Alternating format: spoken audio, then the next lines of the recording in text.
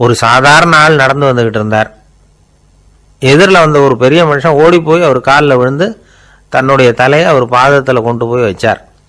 கொஞ்ச நேரம் கழித்து எழுந்திரிச்சு வந்துட்டார்.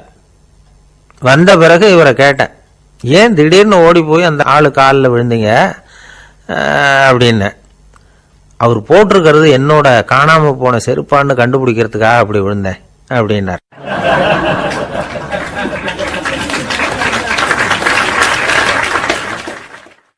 இன்பம் துன்பம் இது ரெண்டும் சேர்ந்ததுதான் வாழ்க்கை.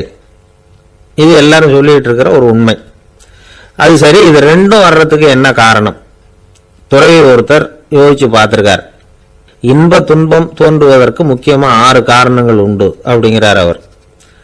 அது என்னங்கிறத நாமளும் தெரிஞ்சு வச்சுக்குவோமே. இப்ப முதல் காரணம் சுயநலம். ஒரு தாயார் தன்னுடைய சுயநலம் கருதி தன்னுடைய மகன் இன்பமா இருக்கணும்னு ஆசைப்படுறாங்க. மகனும் அப்படியே ஆசைப்படுறான். அதனால தாயாரின் இன்ப துன்பங்களை பார்த்துட்டு மகனும் இன்ப துன்பம் அடையறான். அந்த அம்மாவுக்கும் அதே நிலைமை தான். 2வது காரணம் உறவு. நான் துறவியான பிறகு கூட உறவுங்கிற காரணத்தினாலதான் தாயாருடைய சுக துக்கங்களை கண்டு நானும் சுக துக்கம் அடைகிறேன். என் தாயாருடைய நிலைமையும் இதுதான் அப்படிங்கிறார் ஒரு துறவி. 3வது காரணம் என்னன்னா அறிமுகம். எனக்கு அறிமுகமான ஒருத்தரை ரயில் நிலையத்தில் சந்திக்கிறேன். அவர் தன்னுடைய பணப்பையை எங்கேயோ தொலைச்சுட்டு வருத்தப்பட்டு இருக்கிறார். நானும் வருத்தப்படுறேன். அந்த சமயத்தில் யாரோ ஒருத்தர் இதுதானே அவங்க பணப்பை அப்படின்னு சொல்லி கொண்டாந்து நீட்டுறார். பணப்பையை தொலைச்சவர் சந்தோஷப்படுறார், நானும் சந்தோஷப்படுறேன். இது அந்த துறவி சொல்ற அனுபவம். 4வது காரணம் என்னன்னா கருணை. எனக்கு முன்னே பின்ன தெரியாத ஒருத்தனை யாரோ ஒருத்தன் அடிச்சு காயப்படுத்தி போடுறான். கருணை காரணமா நான் அதுக்காக துக்கப்படுறேன். 5வது காரணம் எதையும் நம்புறது. ஒரு பசுமாட்டை ஒரு முரணை அடிச்சுட்டு இருக்கிறான் அப்படின்னு ஒருத்தர் நம்மகிட்ட சொல்றாருன்னு வைங்க, உடனே நான் துக்கப்படுறேன். இன்னொருத்தர் அந்த முரணனை போலீஸ்காரங்க பிடிச்சிட்டு போயிட்டாங்கன்னு சொல்லி சொல்றாரு, நான் உடனே சந்தோஷப்படுறேன். 3வதா ஒருத்தர் முதல் 2 பேரும் சொன்னது பொய்யுங்கிறார். அப்போ நான் இன்ப துன்பம் ரெண்டுமே இல்லாம நிம்மதியா இருக்கிறேன். இது ஒரு விதம். அடுத்தது 6வது காரணம் என்னன்னா தன்மயமாகுதல். ஒரு நாவல் படிச்சுக்கிட்டு இருக்கிறோம், அதுல வர்ற பாத்திரங்களோட நாம ஒன்றி போயிடுறோம். அதுல வர்ற பாத்திரங்கள் சிரிச்சுன்னா நாமளும் சிரிக்கிறோம், அது அழுதுன்னா நாமளும் அழறோம். அதெல்லாம் அந்த துறவி சொல்ற அனுபவ உண்மைகள்.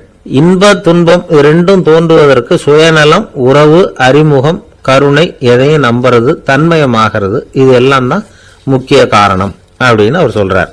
ஆக கூடி ஒட்டு மொத்தமா யோசனை பண்ணி பார்த்தா பிற பொருள்கள் மீது பற்றுதல் காரணமா தான் நாம இன்ப துன்பம் அடையிறோம் அப்படிங்கிறத புரிஞ்சுக்க முடியுது. மனுஷன் இன்ப துன்பம் அடையறதுக்கு 7வது காரணம் கூட ஒன்று உண்டு அப்படின்னு சொல்லிட்டே வந்தார் ஒருத்தர். அது என்ன அப்படின்னு கேட்டோம். அதுதான் சார் இந்த நீங்க சொல்லிட்டு வர்ற இன்று ஒரு தகவல்னார். எப்படி சொல்றீங்கன்னு கேட்டோம். இன்று ஒரு தகவல் கேட்க ஆரம்பிக்கிறப்போ மனசுல இன்பம், ஆரம்பிச்ச உடனே இது ஏற்கனவே கேட்ட சமாச்சாரமாச்சே அப்படின்னு நினைக்கிறப்போ துன்பம் அப்படின்னு அதுக்கு ஒரு விளக்கம் கொடுத்தார் அவர்.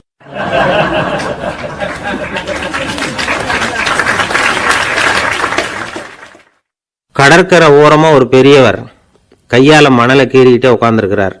என்னத்தையும் தேடிட்டு இருக்கிறது மாதிரி தெரிஞ்சுது. மெதுவா கிட்டத்துல போய் என்னத்தை தேடிட்டு இருக்கிறீங்க அப்படின்னு கேட்டோம்.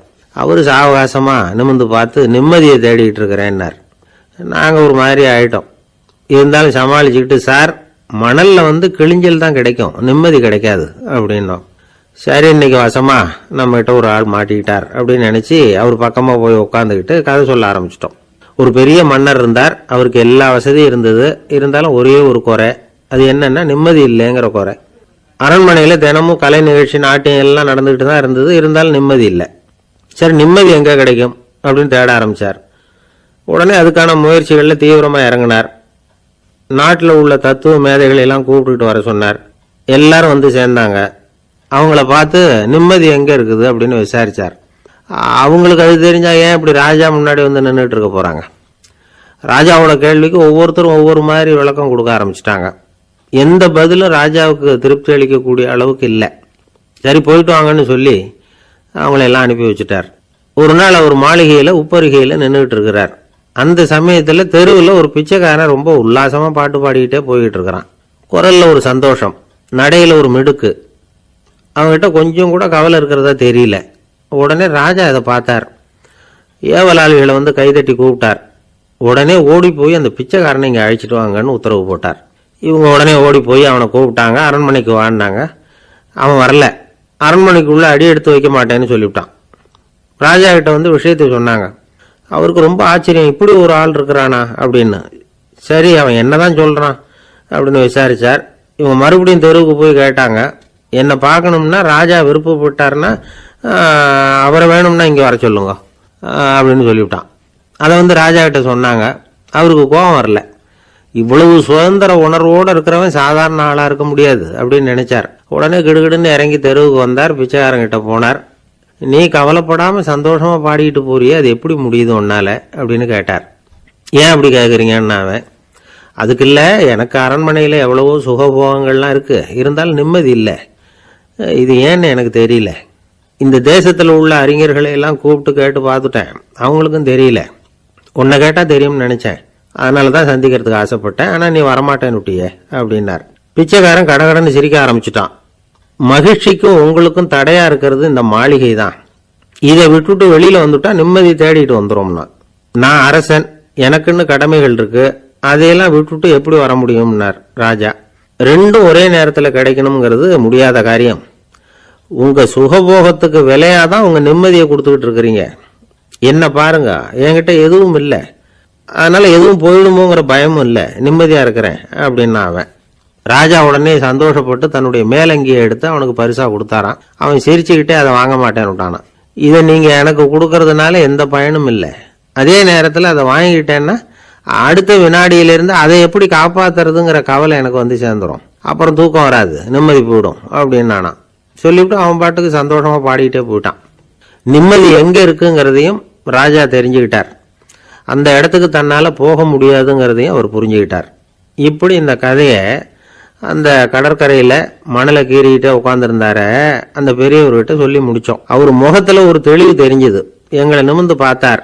ரொம்ப நன்றிங்க, இப்போ எனக்கு தெரிஞ்சு போச்சு, நிம்மதி வேணும்னா அதுக்கு என்ன பண்ணணும்னு இப்போ நல்லா புரிஞ்சுக்கிட்டேன் அப்படின்னார். என்ன புரிஞ்சுக்கிட்டீங்கன்னு கேட்டோம். இனிமே இந்த பக்கம் வந்தால் உங்கள் கண்ணில் படாத இடமா பார்த்து உட்காரணும்னு புரிஞ்சுக்கிட்டேன் அப்படின்னார்.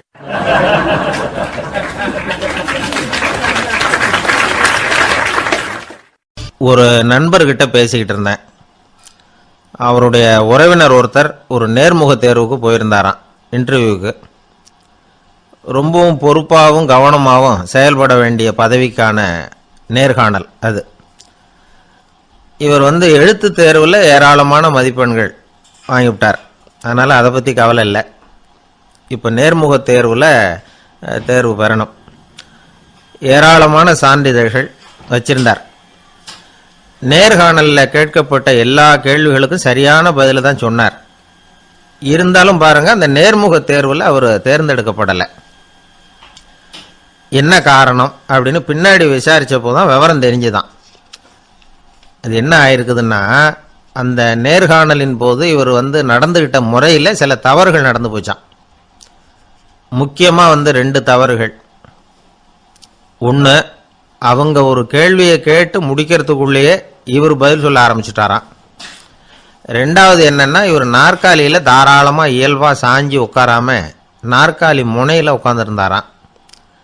இந்த 2 விதமான செயல்பாடுகளும் இவர் அவசரப்படுறவர், பதற்றப்படுறவர் அப்படிங்கிறதுக்கான அடையாளங்கள். அதாவது கேள்வியை கேட்டு முடிக்கிறதுக்குள்ளேயே முந்திக்கிட்டு பதில் சொல்கிறது. ரெண்டாவது, நாற்காலியில் இயல்பாக தாராளமாக உட்காராம நாற்காலி முனையில் உட்கார்றது. பார்க்க போகிற வேலைக்கு அவசரம், பதற்றம் இது 2 இருக்கப்படாதான். அதனால் மார்க் இருந்தும் சர்டிஃபிகேட் இருந்தும் அந்த வேலை வாய்ப்பு அவருக்கு கிடைக்கல. வேலை கொடுக்குறவங்க நம்மக்கிட்ட இருந்து என்ன தான் எதிர்பார்க்குறாங்க, இதை தெரிஞ்சு வச்சுக்கிறது நல்லது. முதல்ல மற்றவர்களுடன் தொடர்பு கொள்ளும் திறமை, அதாவது எபிலிட்டி டு கம்யூனிகேட். நீங்கள் நினைக்கிறத அழகாக தொகுத்து வகைப்படுத்தி சொல்ல தெரியுதான்னு பார்ப்பாங்க. உங்கள் திட்டங்களை அடுத்தவங்க ஏற்றுக்கொள்ளக்கூடிய விதத்தில் வெளிப்படுத்துறதுக்கு உங்களால் முடியுதான்னு பார்ப்பாங்க. இதுக்கு என்ன செய்யறது? குழப்பம் இல்லாமல் சிந்திக்கணும், குழப்பம் இல்லாமல் பேசணும். ரெண்டாவது விஷயம் என்னென்னா புத்திசாலித்தனம், அதாவது இன்டெலிஜென்ஸ். ஏற்றுக்க போகிற வேலையை நல்ல விதமாக செய்ய முடியுமா உங்களால், அதை எந்தெந்த வழியில் செய்யலாம், அப்படிங்கிறத உங்களால் தீர்மானிக்க முடியுமா? அந்த வேலைக்கான புது புது யோசனைகளை உங்களால் சொல்ல முடியுமா அப்படின்னு பார்ப்பாங்க. இது இன்டெலிஜென்ஸ். மூணாவது தன்னம்பிக்கை, அதாவது செல்ஃப் கான்ஃபிடன்ஸ். உங்களுக்கு அது உண்டா அப்படிங்கிறத கவனிப்பாங்க. எந்த சூழ்நிலையையும் சமாளிக்கணும், எப்படிப்பட்ட மனிதர்களையும் சமாளிக்கிற தைரியம் வேணும், அடுத்தவங்களை நமக்கு சாதகமாக திருப்பக்கூடிய தன்னம்பிக்கை வேணும். நாலாவது பொறுப்புகளை முன்வந்து ஏற்றுக்கொள்ளுதல், வில்லிங்னஸ் டு அக்செப்ட் ரெஸ்பான்சிபிலிட்டி. பொறுப்புகள்லேருந்து நழுவி போக ஆசைப்படாமல் செஞ்சு முடிக்கணும். அஞ்சாவது முன் வருதல், இனிஷியேட்டிவ். வேலையோட முக்கியத்துவம் உணர்ந்து அதை ஏற்றுக்கிட்டு தகுந்த நடவடிக்கைகளை தயங்காமல் எடுக்கிறதுக்கு முன் வரணும். ஆறாவது என்னன்னு கேட்டிங்கன்னா தலைமைத்துவம், லீடர்ஷிப். 4 பேருக்கு தலைமை தாங்கி நல்ல விதத்தில் நடந்துக்க தெரியுதா? ஏழாவது கற்பனை திறன், இமேஜினேஷன். சில பிரச்சனைகள் வரக்கூடும் அப்படின்னு முன்கூட்டியே யூகிச்சு அதுக்கு தகுந்த மாதிரி நடவடிக்கை எடுக்கிற திறமை உண்டா அப்படிங்கிறத பார்ப்பாங்க. எட்டாவது என்னன்னா வளைந்து கொடுத்தல், ஃப்ளெக்சிபிலிட்டி. சூழ்நிலைக்கு தகுந்த மாதிரி, மாற்றங்களுக்கு தகுந்த மாதிரி அனுசரித்து நடந்துக்கிறதுக்கு தெரியுதா அவங்களுக்கு அப்படிங்கிறத கவனிப்பாங்க. அடுத்தது திறமைகளை வெளிக்கொணரும் திறமை, இன்டர்பர்சனல் ஸ்கில்ஸ். அடுத்தவங்க கிட்ட இருக்கிற திறமையை கண்டுபிடிச்சி அதை நல்ல விதத்தில் ஊக்கப்படுத்தி பயன்படுத்த தெரியுதா அப்படின்னு பார்ப்பாங்க. ஆறாவது சுய அறிவு, செல்ஃப் நாலெட்ஜ். அடுத்தவங்க நம்மளை பற்றி என்ன நினைக்கிறாங்க அப்படிங்கிறத நம்மளால் புரிஞ்சிக்க முடியுதாங்கிறது முக்கியம். அடுத்தது போட்டி மனப்பான்மை, காம்படிட்டிவ்னஸ். அடுத்தவங்களை ஒப்பிட்டு பார்த்து அதை விட ஒரு படி மேலே வரணுங்கிற குணம் வேணும். இதுக்கு அடுத்தது என்னன்னா குறிக்கோளை வெல்லுதல், கோல் அச்சீவ்மெண்ட். குறிக்கோளை சவாலாக எடுத்துக்கிட்டு அதை அடையணும். அப்புறம் வேறுபட்ட திறமைகள், ஒகேஷனல் ஸ்கில்ஸ். பதவிக்கு வேண்டிய திறமைகள் தவிர மற்ற திறமைகள் எதுவும் உண்டாங்கிறது முக்கியம். நமக்கு வேலை கொடுக்கணும்னு நினைக்கிறவங்க நம்மகிட்ட இருந்து இவ்வளவும் எதிர்பார்ப்பாங்க. அதுக்கு தகுந்த மாதிரி நம்மளை நாமே தயார்படுத்திக்கணும். எனக்கு வேண்டப்பட்ட ஒருத்தர் ஒரு இன்டர்வியூவுக்கு போயிட்டு வந்தார், நேர்காணலுக்கு. எப்படி இருந்தது இன்டர்வியூன்னு விசாரித்தேன். நான் போனேன். அவர் கேட்ட எல்லா கேள்விக்கும் அவர் எதிர்பார்த்தது மாதிரி எல்லா பதிலையும் சொன்னேன். கடைசியாக நான் எதிர்பார்க்காத ஒரு தகவலை அவர் சொன்னார் அப்படின்னார். என்னன்னு கேட்டேன். அவரும் என்ன மாதிரியே இன்டர்வியூக்கு வந்தவர் தானா, சும்மா என்ன கேள்வி கேட்டுக்கிட்டு உட்காந்துருந்தாராம் அப்படின்னார். அதனால் ஒரு நேர்காணலுக்கு போகிறதுக்கு முன்னாடி என்ன எதிர்பார்க்குறாங்க அப்படிங்கிறத தெரிஞ்சுக்கிட்டு போனால் வெற்றி நிச்சயம். வாழ்க்கையில் ரொம்பவும் அடிபட்டு அல்லல் போட்டுக்கிட்டு இருக்கிற ஒருத்தர் வந்தார். மனசு ரொம்பவும் நொந்து போய் பேசினார். இந்த உலகத்தில் மனுஷனாக பிறந்ததை விட மாடாக பிறந்திருக்கலாம் சார் அப்படின்னார். திடீர்னு என்கிட்ட இப்படி சொன்னால் அதுக்கு நான் என்னங்க பண்ண முடியும் அப்படின்னேன். உங்ககிட்ட வரணும்னு தோணுச்சு, அதனால் வந்தேன் அப்படின்னார். சரிங்க, இப்படி ஒரு யோசனை வந்ததுக்கு என்ன காரணம் அப்படின்னு சொல்லி அவர்கிட்ட கேட்டேன். அதுக்கு அவர் சொன்னார், என் பையனுக்கு வேலை தேடுறேன் கிடைக்கல, பொண்ணுக்கு மாப்பிள்ளை தேடுறேன் கிடைக்கல, வீடு கட்டுறதுக்கு கடன் கேட்குறேன் கிடைக்கல. மாடாக பிறந்திருந்தா இது மாதிரி கவலையெல்லாம் கிடையாதுல்ல, பேசாமல் வைக்கோலை தின்னுக்கிட்டு அசை போட்டுக்கிட்டே கடந்து விடலாமே அப்படின்னார் அலட்சியமாக. அதுக்கப்புறம் தான் அவர் சொன்ன கருத்தை நானும் கொஞ்சம் அசை போட ஆரம்பித்தேன் மனசுக்குள்ளே. இப்போது இயற்கையை பொறுத்த வரைக்கும் அது நாம் எல்லாரும் மகிழ்ச்சியாக வாழணும் அப்படின்னு தான் விரும்புது.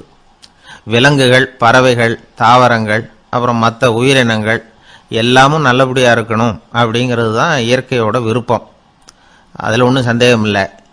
இயற்கையோட அமைப்பை கொஞ்சம் கவனித்து பார்த்தா அதை நாம் நல்லா புரிஞ்சுக்கலாம். இருந்தாலும் இந்த ஆள் சொன்னதை கேட்ட பிறகு தான் ஒரு முக்கியமான வேறுபாடு புரிஞ்சுது. அதாவது இந்த உலகத்தில் உள்ள முக்கியமான பிரச்சனைகள் 6. அந்த 6 பிரச்சனைகளும் ஆடு மாடுகளுக்கு கிடையாது, மரம் செடி கொடிகளுக்கு கிடையாது. ஆனால் மனுஷன் அந்த 6 பிரச்சனைகளையும் சந்திக்க வேண்டியிருக்கு. சரி, அந்த 6 பிரச்சனைகள் என்னென்ன தெரியுமா? முதல்ல இந்த ஆடு மாடுலாம் நமக்குன்னு சொந்தமாக ஒரு வீடு இல்லையே அப்படின்னு கவலைப்பட்டுக்கிட்டு இருக்கிறது இல்லை. ஆனால் மனிதனுக்கு வீடு தேவைப்படுது. இது ஒரு வித்தியாசம். இப்போ 2வது பிரச்சனை என்னன்னா ஆடை பிரச்சனை. ஒரு கோழியோ சேவலோ நாம் போட்டுக்கிறதுக்கு ஒரு சட்டை இல்லையே அப்படின்னு கவலைப்படுறதில்ல. ஆனால் மனுஷனுக்கு அந்த கவலை உண்டு. சரி, இப்போ 3வது என்னன்னு பார்த்தா கல்வி பிரச்சனை. ஒரு பசுமாடு கவலையோடு நின்றுக்கிட்டு இருக்கு அப்படின்னு வச்சுக்குவோம். நீங்கள் அதுக்கிட்ட போய் ஏன் பசுமாடை கவலையோடு நின்றுக்கிட்டு இருக்கிற அப்படின்னு கேட்குறீங்க. என் கண்ணுக்குட்டிக்கு எல்கேஜியில் இடம் கிடைக்கல, டொனேஷன் கொடுக்கறதுக்கு கையில் பணமும் கிடையாது, சிபாரிசுக்கு யாரை பிடிக்கிறதுன்னு தெரியல, இப்படியா சொல்லிக்கிட்டு இருக்கோம். அதுக்கு அந்த கவலையெல்லாம் கிடையாது. ஆனால் மனிதனுக்கு அந்த கவலை உண்டு. 4வது என்னன்னு பார்த்தீங்கன்னா வேலை வாய்ப்பு பிரச்சனை. வேலை கிடைக்கலையே அப்படின்னு வேப்ப மரம் கவலைப்படுறதில்ல, ஆனால் மனுஷன் கவலைப்படுறான். 5வது என்னன்னு பார்த்தா கல்யாண பிரச்சனை. எருமை மாடு பசு மாடு எல்லாம் பொண்ணுக்கு மாப்பிள்ளை தேடிட்டாலே இது பேப்பரில் மணமகன் தேவை அப்படின்னு விளம்பரமாக கொடுக்குது, அதெல்லாம் கிடையாது. 6வது என்னன்னு பார்த்தீங்கன்னா பணம் சம்பந்தமான பிரச்சனை. ஆடு மாடுலாம் பணத்தை சேமிக்கணும்னோ ஏதாவது நிதி நிறுவனத்தில் முதலீடு பண்ணணும்னோ நினச்சிக்கிட்டு இருக்கிறதில்ல. பணத்தை எப்படி காப்பாற்றுறது அப்படிங்கிற கவலையும் அதுகளுக்கு கிடையாது. குதிரை குளம்போடு பிறக்குது, அதனால் அது காடு மேடெல்லாம் கவலை இல்லாமல் தெரியலாம். ஆடு உடம்புல ரோமத்தோடு பிறக்குது, அதனால் அது குளிரை பற்றி கவலைப்பட வேண்டிய அவசியம் இல்லை. ஆனால் மனுஷனை பார்த்தீங்கன்னா அவன் தான் ஒன்றுமில்லாமல் பிறக்கிறான். ஏன் இந்த பாகுபாடு அப்படின்னு கேட்டால் இதை பற்றி கொஞ்சம் சிந்திச்சு பார்க்கணும். அதாவது இந்த சந்தேகத்தை ஒரு பெரியவர்கிட்டையும் கேட்டேன், அவர் சொன்னார் இதுக்கு பதில். அவர் இதே கேள்வியை இயற்கை கிட்ட கேட்டாராம். இயற்கை பதில் சொல்லிச்சான், வேற யாருக்கும் கொடுக்காத ஒரு வலுவான கருவியை, ஒரு பவர்ஃபுல் வெப்பன் மனுஷனுக்கு கொடுத்துருக்கிறேன்னு, அந்த கருவியை உபயோகப்படுத்தி அந்த 6 பிரச்சனையை மட்டும் இல்லை 6 கோடி பிரச்சனைகள் இருந்தாலும் அதையெல்லாம் சமாளிக்கலாம். அது கருவி என்ன தெரியுமா? அதுதான் 6வது அறிவு. அதை உபயோகப்படுத்தினா காலுக்கு செருப்பு தயார் பண்ணிக்கலாம், குளிருக்கு போர்வை தயார் பண்ணிக்கலாம், என்ன வேணும்னாலும் செய்யலாம் அப்படின்னு இயற்கை பதில் சொல்லிச்சான். அதனால் நாம் செய்ய வேண்டியது என்னன்னா இயற்கையை முதல்ல சரியாக புரிஞ்சுக்கணும். இயற்கையின் படைப்பையே நாம் சரியாக புரிஞ்சுக்கிறது இல்லையே, அதுதான் வேதனை. இந்த கதையை கேளுங்க. இப்போ நகரத்திலேருந்து ஒரு ஆள் கிராமத்துக்கு வந்தான். அங்கே ஒரு சிறுவன் மாடு மேய்ச்சிக்கிட்டு இருந்தான். நகரத்து ஆள் சொன்னான், எவ்வளவு அழகான பசு, அது சரி இதுக்கெல்லாம் ஏன் கொம்பு இல்லைன்னா. இதுக்கு அந்த பையன் பதில் சொன்னான், பசுமாட்டுக்கு கொம்பு இல்லாததுக்கு பல காரணங்கள் உண்டு. கண்ணுக்குட்டியாக இருந்தால் கொம்பு இருக்காது, பசு வளர்ந்து பெருசானதுக்கு அப்புறம் தான் கொம்பு முளைக்கும், இது ஒரு காரணம். சில சமயம் வளர்கிற கொம்பை எடுத்து விடுறது உண்டு, அது ஒரு காரணம். ஆனால் இதுக்கு ஏன் கொம்பு இல்லைன்னு கேட்குறீங்க, அதுக்கு என்ன காரணம்னா இது பசு இல்லை குதிரை அப்படின்னானா. அங்கே ஒரு புதர் தெரியுது இல்லையா, இந்த புதருக்குள்ளே ஒரு சிங்கம் இருக்குது.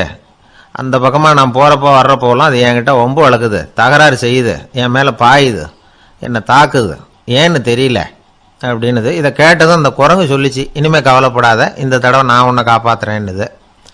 அதுக்கப்புறம் ஒரு நாள் அந்த குரங்கும் கழுதியும் அந்த புதர் பக்கமாக போய்கிட்டு இருந்தாங்க. எதிர்பார்த்தது மாதிரியே நடந்தது. அந்த சிங்கம் எதிரில் வந்தது, கழுதியை பார்த்தது, உடனே அது மேலே பாய ஆரம்பிச்சுட்டுது. அவ்வளவுதான். உடனே இந்த குரங்கு என்ன பண்ணிச்சு தெரியுமா, கிடுகிடுன்னு ஒரு மரத்து மேலே ஏறி உட்காந்துக்கிட்டது. அங்கே உட்காந்துக்கிட்டு கீழே அந்த கழுதியும் சிங்கமும் போடுற சண்டையை வேடிக்கை பார்க்க ஆரம்பிச்சுட்டுது. கொஞ்ச நேரம் கழித்து அடிபட்ட காயத்தோடு அந்த கழுதை மெதுவாக நடந்து வந்தது. குரங்கும் மெல்ல மரத்தை விட்டு கீழே இறங்குச்சு. இப்போ கழுதை கேட்டுது, என்னை காப்பாத்துறேன்னு சொல்லிவிட்டு காலை வாரி விட்டுட்டியே, நீ பாட்டுக்கு மரத்து மேலே ஏறி உட்காந்துக்கிட்டே, அது நியாயமானது. குரங்கு பரிதாபமாக அதை பார்த்துது. நான் மரத்து மேலே இருந்து நீங்கள் 2 பேரும் சண்டை போட்டதை பார்த்துக்கிட்டு தான் இருந்தேன், உன்னோட சத்தம் தான் அதிகமாக இருந்தது, அது நீ சிரிக்கிற மாதிரி எனக்கு கேட்டுது, அதனால் நீ தான் ஜெயிச்சுக்கிட்டு இருக்க போல இருக்கு அப்படின்னு நினச்சிவிட்டேன்னுது. இன்றைக்கி பல பேர் இப்படி தான் இருக்கிறாங்களாம். யார் ஜெயிக்கிறாங்க யார் தோக்குறாங்கங்கிறத முகத்தை பார்த்து கூட கண்டுபிடிக்க முடியறதில்ல, பேசுகிற பேச்சை வச்சு கூட கண்டுபிடிக்க முடியறதில்ல. தோற்கிறவங்க கூட சிரிக்கிற மாதிரி முகத்தை வச்சுக்கிறான். இன்றைய மனிதர்கள்கிட்ட ஏகப்பட்ட முரண்பாடுகள். பொய் முகங்களோட உலவுகிறவர்கள் தான் அதிகம். உண்மை முகம் எங்கே இருக்குது அப்படிங்கிறத புரிஞ்சுக்கிட்டு நண்பர்களை தேர்ந்தெடுக்கணும் அப்படிங்கிறது ஒரு முக்கியமான கருத்து. கடவுள் இந்த உலகத்தை படைச்சுட்டு அதுக்கப்புறமும் கொஞ்ச நாள் இங்கேயே தங்கியிருந்தாராம். அப்போ தான் அவருக்கு ஒரு உண்மை புரிஞ்சுதான், இந்த உலகத்தில் தங்கி இருக்கிறது எவ்வளவு இடைஞ்சல்னு. தினமும் மனிதர்கள் தேடி ஏதாவது புகார் சொல்லிக்கிட்டே இருந்தாங்களாம், எனக்கு அது வேணும் இது வேணும்னு கேட்டுக்கிட்டே இருந்தாங்களாம். சில பேர் வந்தாங்க, நாங்கள் விவசாயம் பண்ணுறோம், தண்ணி இல்லாமல் பயிர் காயுது, எங்களுக்கு மழை வேணும் அப்படின்னாங்க. அவங்க போனதும் அதுக்கப்புறம் சில பேர் வந்தாங்க, நாங்கள் மண்பானை செய்கிறவங்க நிறைய பானை செஞ்சு வச்சுருக்குறோம், மழை பெஞ்சால் எல்லாம் கரைஞ்சி வீணாக போயிடும், அதனால் இன்றைக்கி மழை பெய்யக்கூடாதுன்னாங்க. கடவுள் பார்த்தார், அவருக்கு என்ன பண்ணுறதுன்னே தெரியல, ஏகப்பட்ட குழப்பம், தலையை பிச்சுக்கலாம் போல் இருந்தது, கிட்டத்தட்ட பைத்தியம் பிடிக்கிற அளவுக்கு ஆயிட்டுது. எல்லாருடைய ஆசைகளையும் அவரால் நிறைவேற்ற முடியல, ஏன்னா ஒன்றுக்கு ஒன்று முரண்பாடாக இருந்தது. ஒரு நாள் தன்னுடைய அமைச்சரவையை கூட்டி ஆலோசனை கேட்டார், என்ன செய்யலான்னு சொல்லுங்கன்னார். இது என்ன பிரமாதம், பேசாமல் இமயமலை அடிவாரத்தில் போய் உட்காந்துங்க, யாரும் தொந்தரவு பண்ண மாட்டாங்கன்னாங்க. அங்கேயும் மனிதர்கள் வர ஆரம்பிச்சுருவாங்களேன்னார் கடவுள். சரி அப்படின்னா சந்திரனில் போயிருந்துக்கலாமேன்னாங்க. அங்கேயும் மனுஷன் குடி வர போகிறான் அப்படின்னார் கடவுள். வெகு தூரத்துக்கு அப்பால் உள்ள நட்சத்திர மண்டலத்துக்கு போயிடலான்னாங்க. இதெல்லாம் நிரந்தர தீர்வாகாது. நிரந்தரமாக இந்த மனிதனுடைய தொல்லையிலிருந்து நான் விடுபடணும், அதுக்கு ஏதாவது வழி சொல்லுங்கன்னார் கடவுள். ஒரு வயசான ஆள் வந்தார். கடவுளுக்கு காதோட காதாக ஒரு வழியை சொன்னார். கடவுளுக்கு முகம் மலர்ந்தது. அதுதான் சரி, அப்படியே செஞ்சுடலான்னார். அந்த ஆள் சொன்ன ரகசியம் என்ன தெரியுமா? மனிதனால் அடைய முடியாத ஒரு இடம் இருக்குது, அது வேற எங்கேயும் இல்லை, அவனுக்கு உள்ளே இருக்குது. அங்கே போய் மறைஞ்சுங்க, அதுக்கப்புறம் மனிதர்களால் உங்களுக்கு தொந்தரவு இருக்காதுன்னார். மனிதன் நினைக்காத இடம் அதுதான். அதாவது உள்ளுக்குள்ளே இருக்கிற உண்மையை புரிஞ்சுக்காம வெளியில் எங்கேயோ அது இருக்கிறதாக நினச்சி வரட்டிக்கிட்டு அலையிறான் மனுஷன். உள்ளே இருக்கிற உண்மை புரிஞ்சா நாம் தன்னம்பிக்கையோடு தலை நிமிர்ந்து வாழலாம். வேடிக்கையாக ஒரு கதை சொல்லுவாங்க. இதை பாருங்கள், நம்ம பையன் எங்கே பணம் வச்சாலும் எடுத்து விட்றான், என்ன பண்ணுறதுன்னாங்க அம்மா. அப்பா கொஞ்சம் நேரம் யோசனை பண்ணார். அதுக்கப்புறம் சொன்னார், அவன் கண்ணில் படாத இடமா நம்ம வீட்டில் இருக்கிறது ஒரே இடம் தான், அங்கே பணத்தை வை திருட்டு போகாதுன்னார். அது எந்த இடம்னு கேட்டாங்க. அதுதான் அவன் பாட புஸ்தகம், அதில் வச்சிரு, அவன் தொடவே மாட்டான். பாட புத்தகத்தை தொடாமல் பரீட்சையில் வெற்றி பெற முடியாது அப்படிங்கிறத புரிஞ்சுக்கணும். உள்ளே இருக்கிற உண்மையை தொடாமல் வாழ்க்கையில் வெற்றி பெற முடியாது. அதனால் உண்மையை புரிஞ்சுக்கிட்டா வாழ்க்கையில் வெற்றி நிச்சயம். கத்தியை தீட்டாதே புத்தியை தீட்டு அப்படின்னு ஒரு பெரியவர் புத்தி சொன்னார். அதை கேட்ட ஒரு இளைஞன், அது எப்படி பெரியவரை புத்தியை தீட்டுறது? கத்தியை தீட்டுன்னு சொன்னால் ஒரு கருங்கல்லில் கத்தியை தேய்க்கலாம், புத்தியை தீட்டுன்னு சொன்னால் எப்படி தலையை கொண்டுட்டு போய் தரையில் தேய்ச்சிக்கிட்டு இருக்க முடியுமா அப்படின்னா. அந்த பெரியவர் உடனே புரிஞ்சுக்கிட்டார், இந்த இளைஞனுக்கு புத்தி கூர்மை கம்மி அப்படிங்கிறத புரிஞ்சுக்கிட்டார். அது சரி, அறிவுக்கும் புத்திசாலித்தனத்துக்கும் என்ன வித்தியாசம்? இது ஒரு முக்கியமான கேள்வி.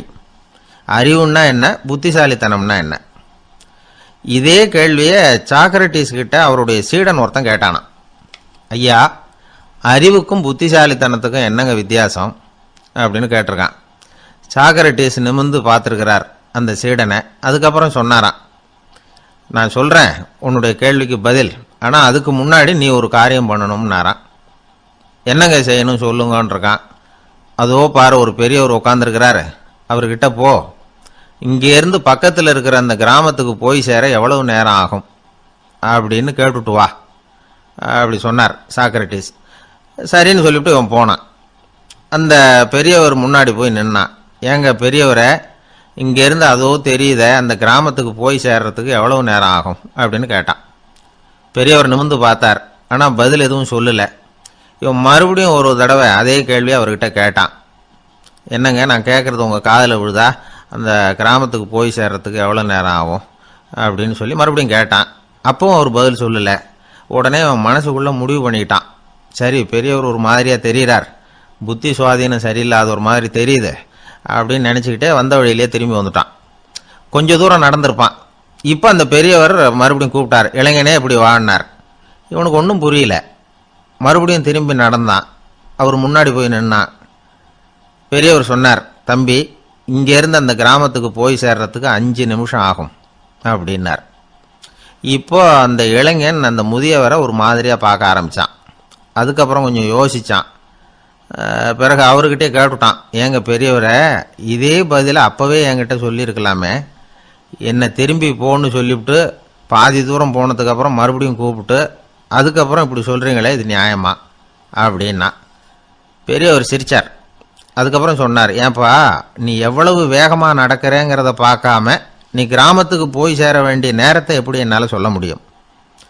அதனால தான் உன்னை கொஞ்சம் தூரம் நடக்க விட்டு உன்னுடைய நடையின் வேகம், அந்த கிராமம் இருக்கிற தூரம் ரெண்டையும் கணக்கு போட்டு அதுக்கப்புறம் நேரத்தை சொன்னேன்னார். சீடன் வந்து தலை குனிந்தான். அப்படியே திரும்பி வந்து சாக்ரட்டிஸ் முன்னாடி நின்னான். சாக்ரட்டிஸ் இப்போ சொல்கிறார், தம்பி, அதுக்கு பேர் தான் புத்திசாலித்தனம். இந்த அறிவு கூர்மை வந்து எல்லா இளைஞர்களுக்கும் வரணும் அப்படிங்கிறதுக்காகத்தான் கத்தியை தீட்டாத புத்தியை தீட்டு அப்படின்னு பெரியவங்கள்லாம் சொல்லிகிட்டு இருக்கிறாங்க. புத்தியை தீட்டுறவங்கெல்லாம் வாழ்க்கையில் அறிவாளியாகிறாங்க, தீட்டாதவங்க கோமாளியாகிறாங்க. இதுதான் இன்றைக்கி நடக்கிறது. அதனால் அறிவு கூர்மைங்கிறது வேற. இந்த காலத்து ஆசாமி ஒருத்தர் இன்னொருத்தரை பார்த்து கேட்டார், ஏங்க ஒரு விமானம் இங்கேருந்து புறப்பட்டு 2 மணி நேரத்தில் மதுரைக்கு போய் சேருது.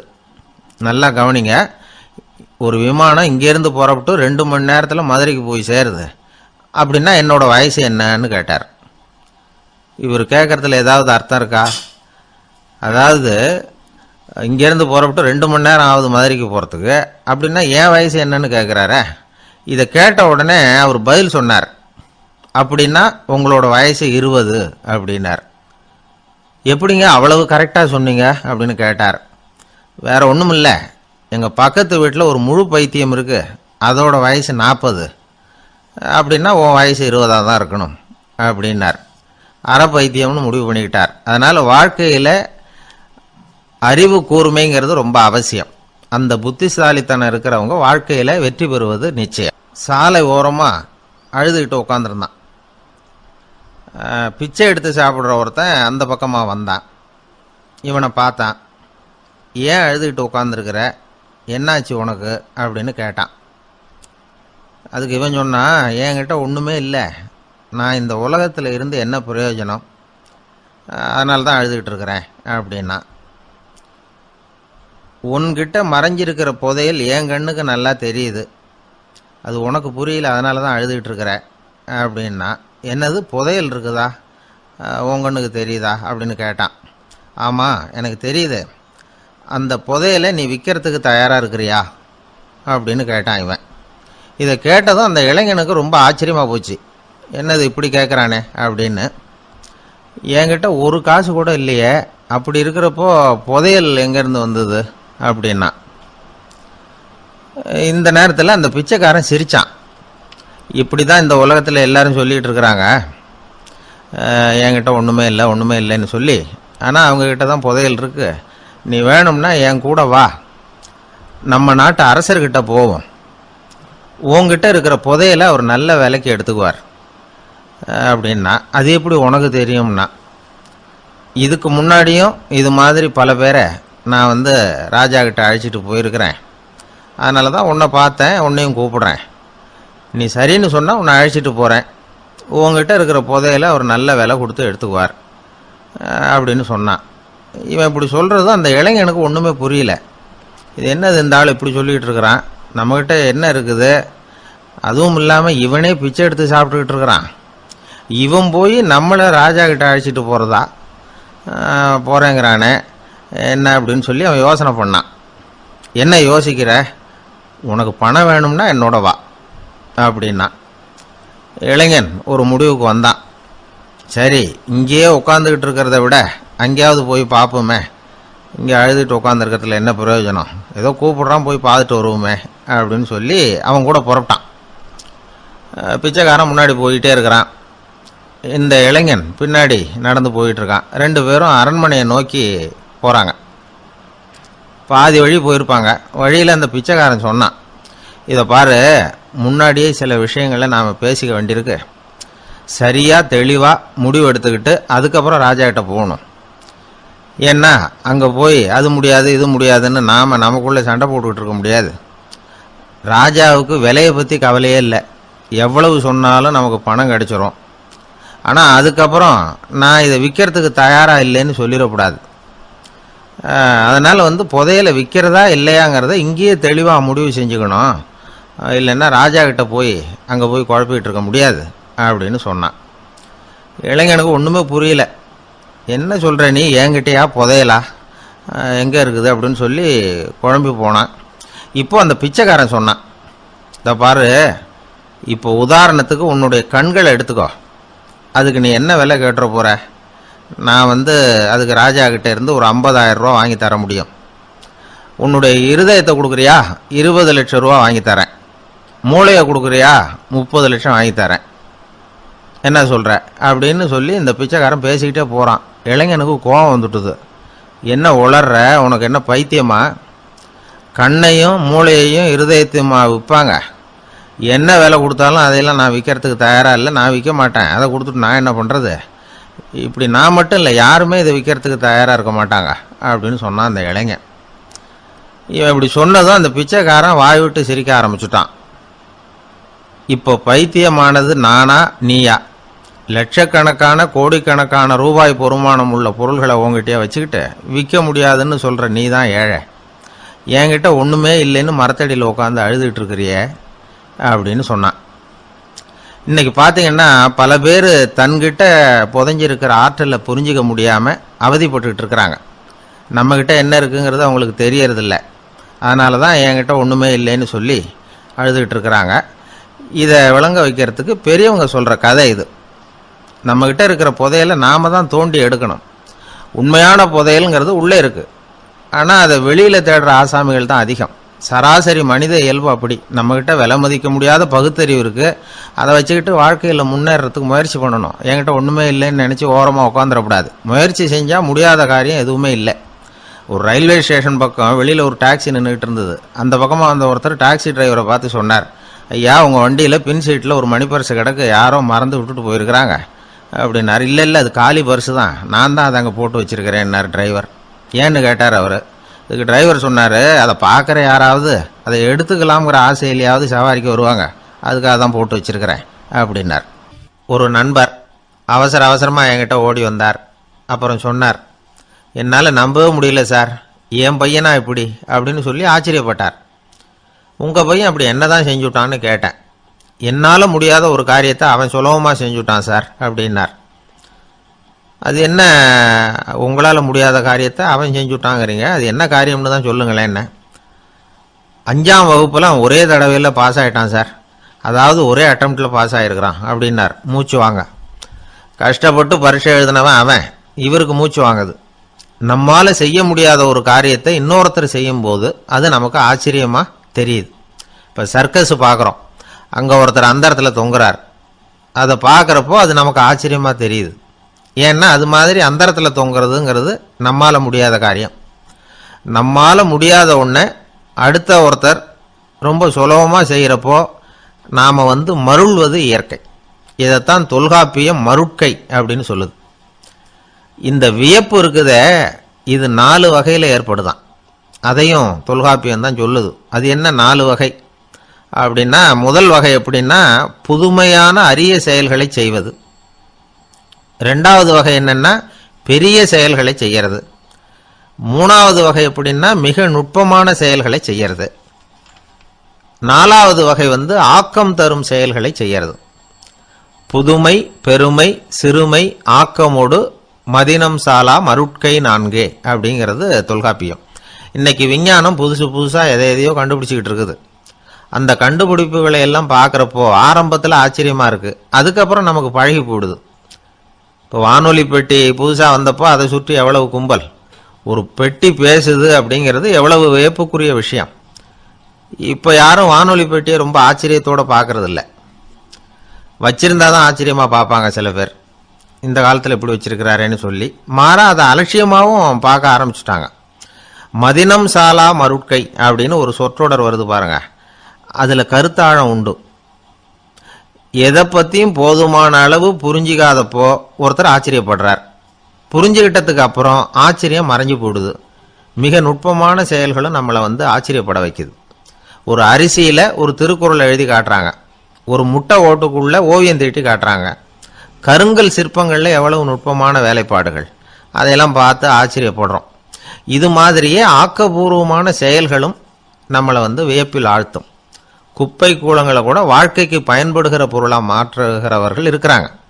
அவங்களுடைய செயல் நமக்கு ஆச்சரியத்தை தருது. இடைக்காட்டு சித்தர்னு ஒருத்தர் இருந்தார். அவர் பாடிய 30 நூலில் ஒரு பாட்டு வருது. ஆற்றல் பிறர் அறிதலின் ஆகம் கிளர்வு உறுதலின் கற்று அறிபாணர் கெழுமிய கோடலின் தோற்றம் உருகவே போற்றல் சால் வியப்பே. ஒருத்தருடைய ஆற்றல் தெரியாமல் இருந்தது, அவருடைய அரிய செயல்களை பார்க்கும்பொழுது வியப்பாக இருந்தது, மனசுக்குள்ள கிளர்ச்சி. பாவலர்கள் இவர்கள் புகழப்பாடி மற்றவர்களும் தெரிந்து கொள்ளுமாறு செய்கிறார்கள். ஆக எல்லா வகையிலுமே மக்கள் தங்களுடைய வாழ்க்கையில முன்னேறுவதற்கு வழிகாட்டுகிற ஒரு மெய்ப்பாடு தான் வியப்புங்கிறது. இன்னைக்கு இளைஞர்கள் இதை நல்லா புரிஞ்சுக்கணும். ஆச்சரியப்படுங்கள், ஆச்சரியப்பட வைப்பீர்கள். இந்த காலத்தில் நம்ம எப்படியெல்லாமோ ஆச்சரியப்பட வைக்கிற அதிசய மனிதர்கள் இருக்கிறாங்க. ஒரு ஆளை பிடிச்சி ஜெயிலுக்கு கொண்டுகிட்டு வந்தாங்க. சிறை அதிகாரி அவனை ரொம்பவும் ஆச்சரியமாக பார்த்தார். இவன் கேட்டான், ஏன் சார் அப்படி பார்க்குறீங்க, நான் இப்போ இங்கே வந்தது உங்களுக்கு ஆச்சரியமாக இருக்கா அப்படின்னு கேட்டான். இதுக்கு சிறை அதிகாரி சொன்னார், நீ இப்போ இங்கே வந்ததில் எனக்கு ஒன்றும் ஆச்சரியம் இல்லைப்பா, ஏற்கனவே நீ இங்கேருந்து விடுதலை ஆகி போய் 6 மாதம் ஆச்சு, இவ்வளவு லேட்டாக திரும்பி வர்றியா, அதுதான் எனக்கு ஆச்சரியம் அப்படின்னாராம். இது ஒரு வகையான ஆச்சரியம். ஆனால் வாழ்க்கையில் வியப்புங்கிறது ஒரு தேவைப்படுகிற மெய்ப்பாடு. ஆச்சரியப்படுவோம், ஆச்சரியப்பட வைப்போம். அப்படி இந்த உண்மையை புரிந்து கொண்டோம்னா நம்ம வாழ்க்கையில் வெற்றி நிச்சயம். இன்றைக்கு பல பேர் உயில் எழுதி வைக்கிறாங்கல்ல. இந்த உயில்னா என்ன? அதாவது ஒரு நபர் தனக்கு பின்னாடி தன்னுடைய சொத்துக்கள் யாருக்கு போய் சேரணும்னு நினைக்கிறாரோ அந்த நினைப்பை சட்டப்படி உறுதிப்படுத்துறது தான் உயில். சரி, உயிலை யார் எழுதலாம்? 18 வயசு பூர்த்தியான யாரும் உயில் மூலமா சொத்துக்களை விநியோகிக்கலாம். கண் பார்வை இல்லாதவங்க, காது கேளாதவங்க, வாய் பேச முடியாதவங்க, இவங்கெல்லாம் கூட உயில் எழுதி வைக்கலாம். புத்தி சுவாதீனம் இல்லாதவங்க கூட சில சமயம் புத்தி தெளிவா இருந்தா உயில் எழுதலாமா. குடிபோதையில் இருக்கிறவங்க, தாங்கள் என்ன செய்யறோங்கிறது தெளிவா அறிய முடியாதவங்க, நோய் நொடியில் இருக்கிறவங்க, இவங்கெல்லாம் உயில் எழுத முடியாது. ஒருத்தரை நிர்பந்தப்படுத்தி ஏமாத்தி அல்லது சுய நினைவில்லாத ஒருத்தர்கிட்ட எழுதி வாங்கி வைக்கிற உயில் செல்லாது. உயிலை இந்த முறையில தான், இந்த படிவத்துல தான் எழுதணும்னு சட்டத்துல விதி எதுவும் கிடையாது. இதுக்கு முத்திரை கட்டணமும் கிடையாது. உயிலை வெற்று காகிதத்தில் எழுதலாம். அச்சு அடிக்கணும், டைப் அடிக்கணுங்கிற அவசியம் கூட இல்லை. கையாலேயே கூட எழுதலாம். எழுதி இருக்கிறது புரியணும், அவ்வளவுதான். குறைந்தபட்சம் 2 சாட்சிகளை வச்சுக்கிட்டு உயில் எழுதுறவர் அதில் கையெழுத்து போடணும். கையெழுத்து போட தெரியாதுன்னா இடது கை பெருவிரல் ரேகை வைக்கலாம். உயில் சாசனத்துக்கு சாட்சிகள் கையெழுத்து இல்லைன்னாலும் அது செல்லாது. அப்புறம் பிரிவிலேஜ்டு வில் அப்படின்னு இருக்கு. அதுக்கு மட்டும் சாட்சிகள் தேவையில்லை. அது என்னன்னா, இந்த விமானப்படை, கப்பல் படை அல்லது யுத்தத்தில் பணிபுரியும் நபர்கள் அவங்கெல்லாம் இருக்கிறாங்க இல்லையா, அப்படிப்பட்டவங்க எழுதுற உயில் அது. அதுக்கு சில விசேஷ சலுகைகள் உண்டு. ஒருத்தர் முதல்ல ஒரு உயில் எழுதி வைக்கிறார், அதுக்கப்புறம் மனசு மாறி போகுது, அது வேணாம்னு நினைக்கிறார், ரத்து செஞ்சுடலாம். அதுக்கப்புறம் வேற உயிலும் எழுதலாம். உயிரோடு இருக்கிற வரைக்கும் எத்தனை தடவை வேணும்னாலும் உயில் எழுதலாம். கடைசியா எழுதப்பட்ட உயில் சட்டப்படி சரியா இருந்தா அதுதான் அமலுக்கு வரும். சரி, எழுதுற உயில ரகசியமா வச்சிருக்கிறது எப்படி? இது ஒரு கேள்வி. இதுக்கு என்ன செய்யணும்னா, ஒருத்தர் உயிலை எழுதினதுக்கு அப்புறம் அவர் தானாவோ அல்லது அங்கீகரிக்கப்பட்ட முகவர் மூலமாகவோ, அதாவது ஒரு ஏஜென்ட் மூலமாகவோ, ஒரு கவரில் போட்டு சீல் வச்சு கவர் மேலே தன்னுடைய பெயரை எழுதி அல்லது அந்த ஏஜென்ட் பெயரை எழுதி கவர் மேலே என்ன அடக்கம் செய்யப்பட்டிருக்கு, உள்ள என்ன இருக்கு அப்படிங்கிற விவரம்லாம் எழுதி சார் பதிவாளர்கிட்ட ஒப்படைக்கலாம். இதுக்கு கட்டணம் உண்டு. அதுக்கப்புறம் எப்போ தேவைப்படுதோ அப்போ ஒரு மனு கொடுத்து அந்த கவரை திருப்ப வாங்கிக்கலாம். இப்போ எழுதுகிற உயில இவ்வளவு நாளுக்குள்ள பதிவு செய்யணுங்கிற கால வரையறை உண்டா அப்படின்னு ஒரு கேள்வி வரலாம் இல்லையா? எப்போ வேணும்னாலும் பதிவு செய்யலாம். நம்மால் ஒருத்தர் ஒரு நாள் ரொம்ப அவசரமா வந்தார். இந்த உயில் எழுதுறது சம்பந்தமா பூரா விவரமா எனக்கு உடனே தெரியணும்னார். நான் உடனே அவரை வக்கீல் ஒருத்தர்கிட்ட அழைச்சிட்டு போனேன். இவர் அவர்கிட்ட எல்லா விவரமும் கேட்டு தெரிஞ்சுக்கிட்டார். ரொம்ப தேங்க்ஸ்ன்னு சொல்லிவிட்டு 2 பேரும் வெளியில வந்தோம். அதுக்கப்புறம் இவர்கிட்ட கேட்டேன், ஆமா இவ்வளவு விவரமா கேட்குறீங்களே, உங்களுக்கு எத்தனை பிள்ளைங்க சார் அப்படின்னு கேட்டேன். 6 பேர் சார் அப்படின்னார். சரி, இருக்கிற சொத்து எவ்வளவுன்னு கேட்டேன். அதை இனிமே தான் சம்பாதிக்க போறேன் அப்படின்னார்.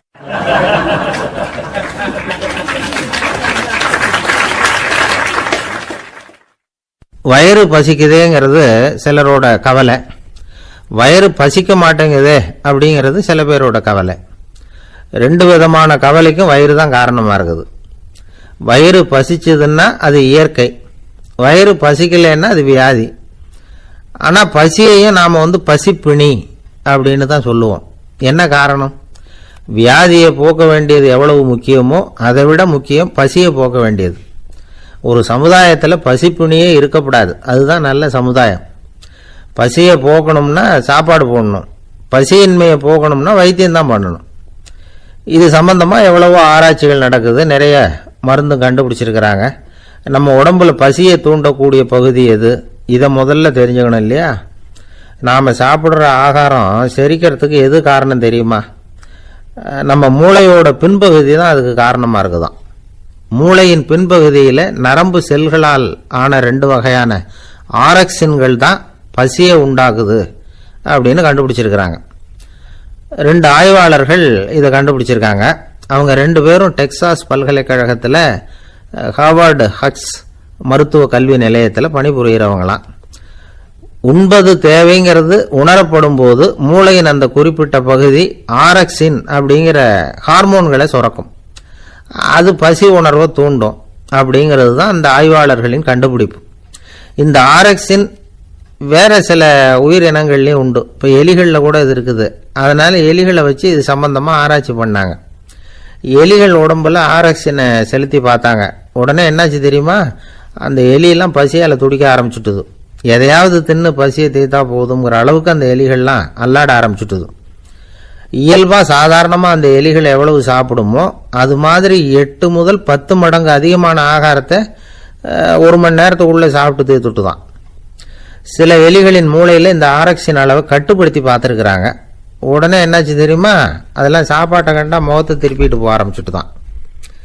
அந்த எலிகளுக்கு பசி எடுக்கலையா. இந்த ஆராய்ச்சியின் அடிப்படையில் பசியை எடுக்காமல் இருக்கிற மனிதர்களுக்கும் பசியை தூண்ட முடியும் அப்படின்னு சொல்லி ஆராய்ச்சியாளர்கள் தெரிவிச்சிருக்கிறாங்க. ஆக ஆரக்சின் தான் பசிக்கு காரணம்ங்கிறது தெரிஞ்சு போச்சு. சரி, இந்த ஆரக்சின் அப்படின்னா என்ன? அது ஒரு கிரேக்க சொல். அதுக்கு பசின்னு அர்த்தம். நம்ம ஆளுங்களுக்கெல்லாம் பசியை தூண்டுறதுக்கு மருந்து தேவையில்லை, பசியை குறைக்கிறதுக்கு தான் மருந்து தேவை. ஒரு அம்மா டாக்டரை தேடி வந்தாங்களாம். டாக்டர், எங்கள் வீட்டுக்காரருக்கு திடீர்னு அகோர பசி, நிறைய சமைச்சு போடுறேன், அவ்வளவையும் சாப்பிட்டுட்டு கீழே கிடக்கிற குப்பை கூலங்களையும் எடுத்து சாப்பிட ஆரம்பிச்சுடுறார், என்னன்னு கவனிச்சு பாருங்க அப்படின்னாங்களாம்.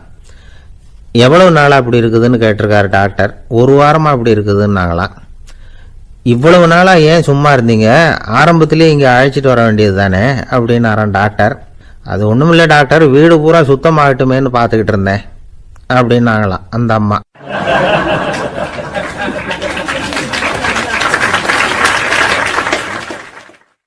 உங்க மேல எனக்கு அளவு கடந்த அன்பு அப்படின்னு யாராவது சொன்னா அதை அலட்சியமா நினைச்சிடக்கூடாது. அது கொஞ்சம் சீரியஸான விஷயம். அளவுக்கு மிஞ்சினா எதுவுமே இடைஞ்சல் தானே. அன்பும் அப்படிதான். அன்பு அதிகமா இருந்தா அது எப்படி கெடுதல் பண்ணும் அப்படிங்கிற சந்தேகம் உங்களுக்கு வரலாம். தசரதன் கதை என்னாச்சு? கைகேயி மேல வச்சு அளவு கடந்த அன்பு. ராமன் காட்டுக்கு போறாப்புல ஆயிட்டுது இல்ல. தசரதன் எப்பேற்பட்ட அரசன். விஸ்வாமித்திரர் சொல்றார், என்ன மாதிரி முனிவர்களுக்கும் தேவர்களுக்கும் ஏதாவது கஷ்டம் வந்தா முதல்ல முருகன் கிட்ட போவோம், அப்புறம் பரமசிவனை போய் பார்ப்போம், அதுக்கப்புறம் திருமால் கிட்ட போவோம், அப்புறம் பிரம்மன் இந்திரன் இவங்களெல்லாம் போய் பார்ப்போம், இவங்களால எல்லாம் முடியலன்னா கடைசியில் அயோத்திக்கு வருவோங்கிறார். உன்னை விட்டா வேற கதி உண்டோ அப்படின்னு தசரதனை பார்த்து விஸ்வாமித்திரரே சொல்றார். அப்பேற்பட்ட அரசன் தசரதன் கைகேயி காலில் விழறான். உன் பாதங்களை தொட்டு கெஞ்சி கேட்டுக்கிறேன், ராமனை காட்டுக்கு அனுப்பாதேங்கிறான். தசரதனுடைய இந்த நிலைமைக்கு என்ன காரணம்? அவன் கைகேயி மேல வச்ச அளவு கடந்த அன்பு தான் காரணம். இப்ப சொல்லுங்க, அன்பா இருந்தாலும் அது அளவுக்கு மீறி போனா கெடுதல் பண்ணுமா பண்ணாதா? அது மட்டும் இல்ல, அளவு கடந்த அன்பு நீதிக்கும் நியாயத்துக்கும் புறம்பான காரியங்களையும் செய்ய வச்சிரும். தசரதன் மிகச்சிறந்த நீதிமான், தர்மத்துக்கு விரோதமா ஒரு காரியமும் செய்யாதவன். அப்பேற்பட்டவன் தன்னுடைய மனைவியை பார்த்து என்ன சொல்றான் தெரியுமா?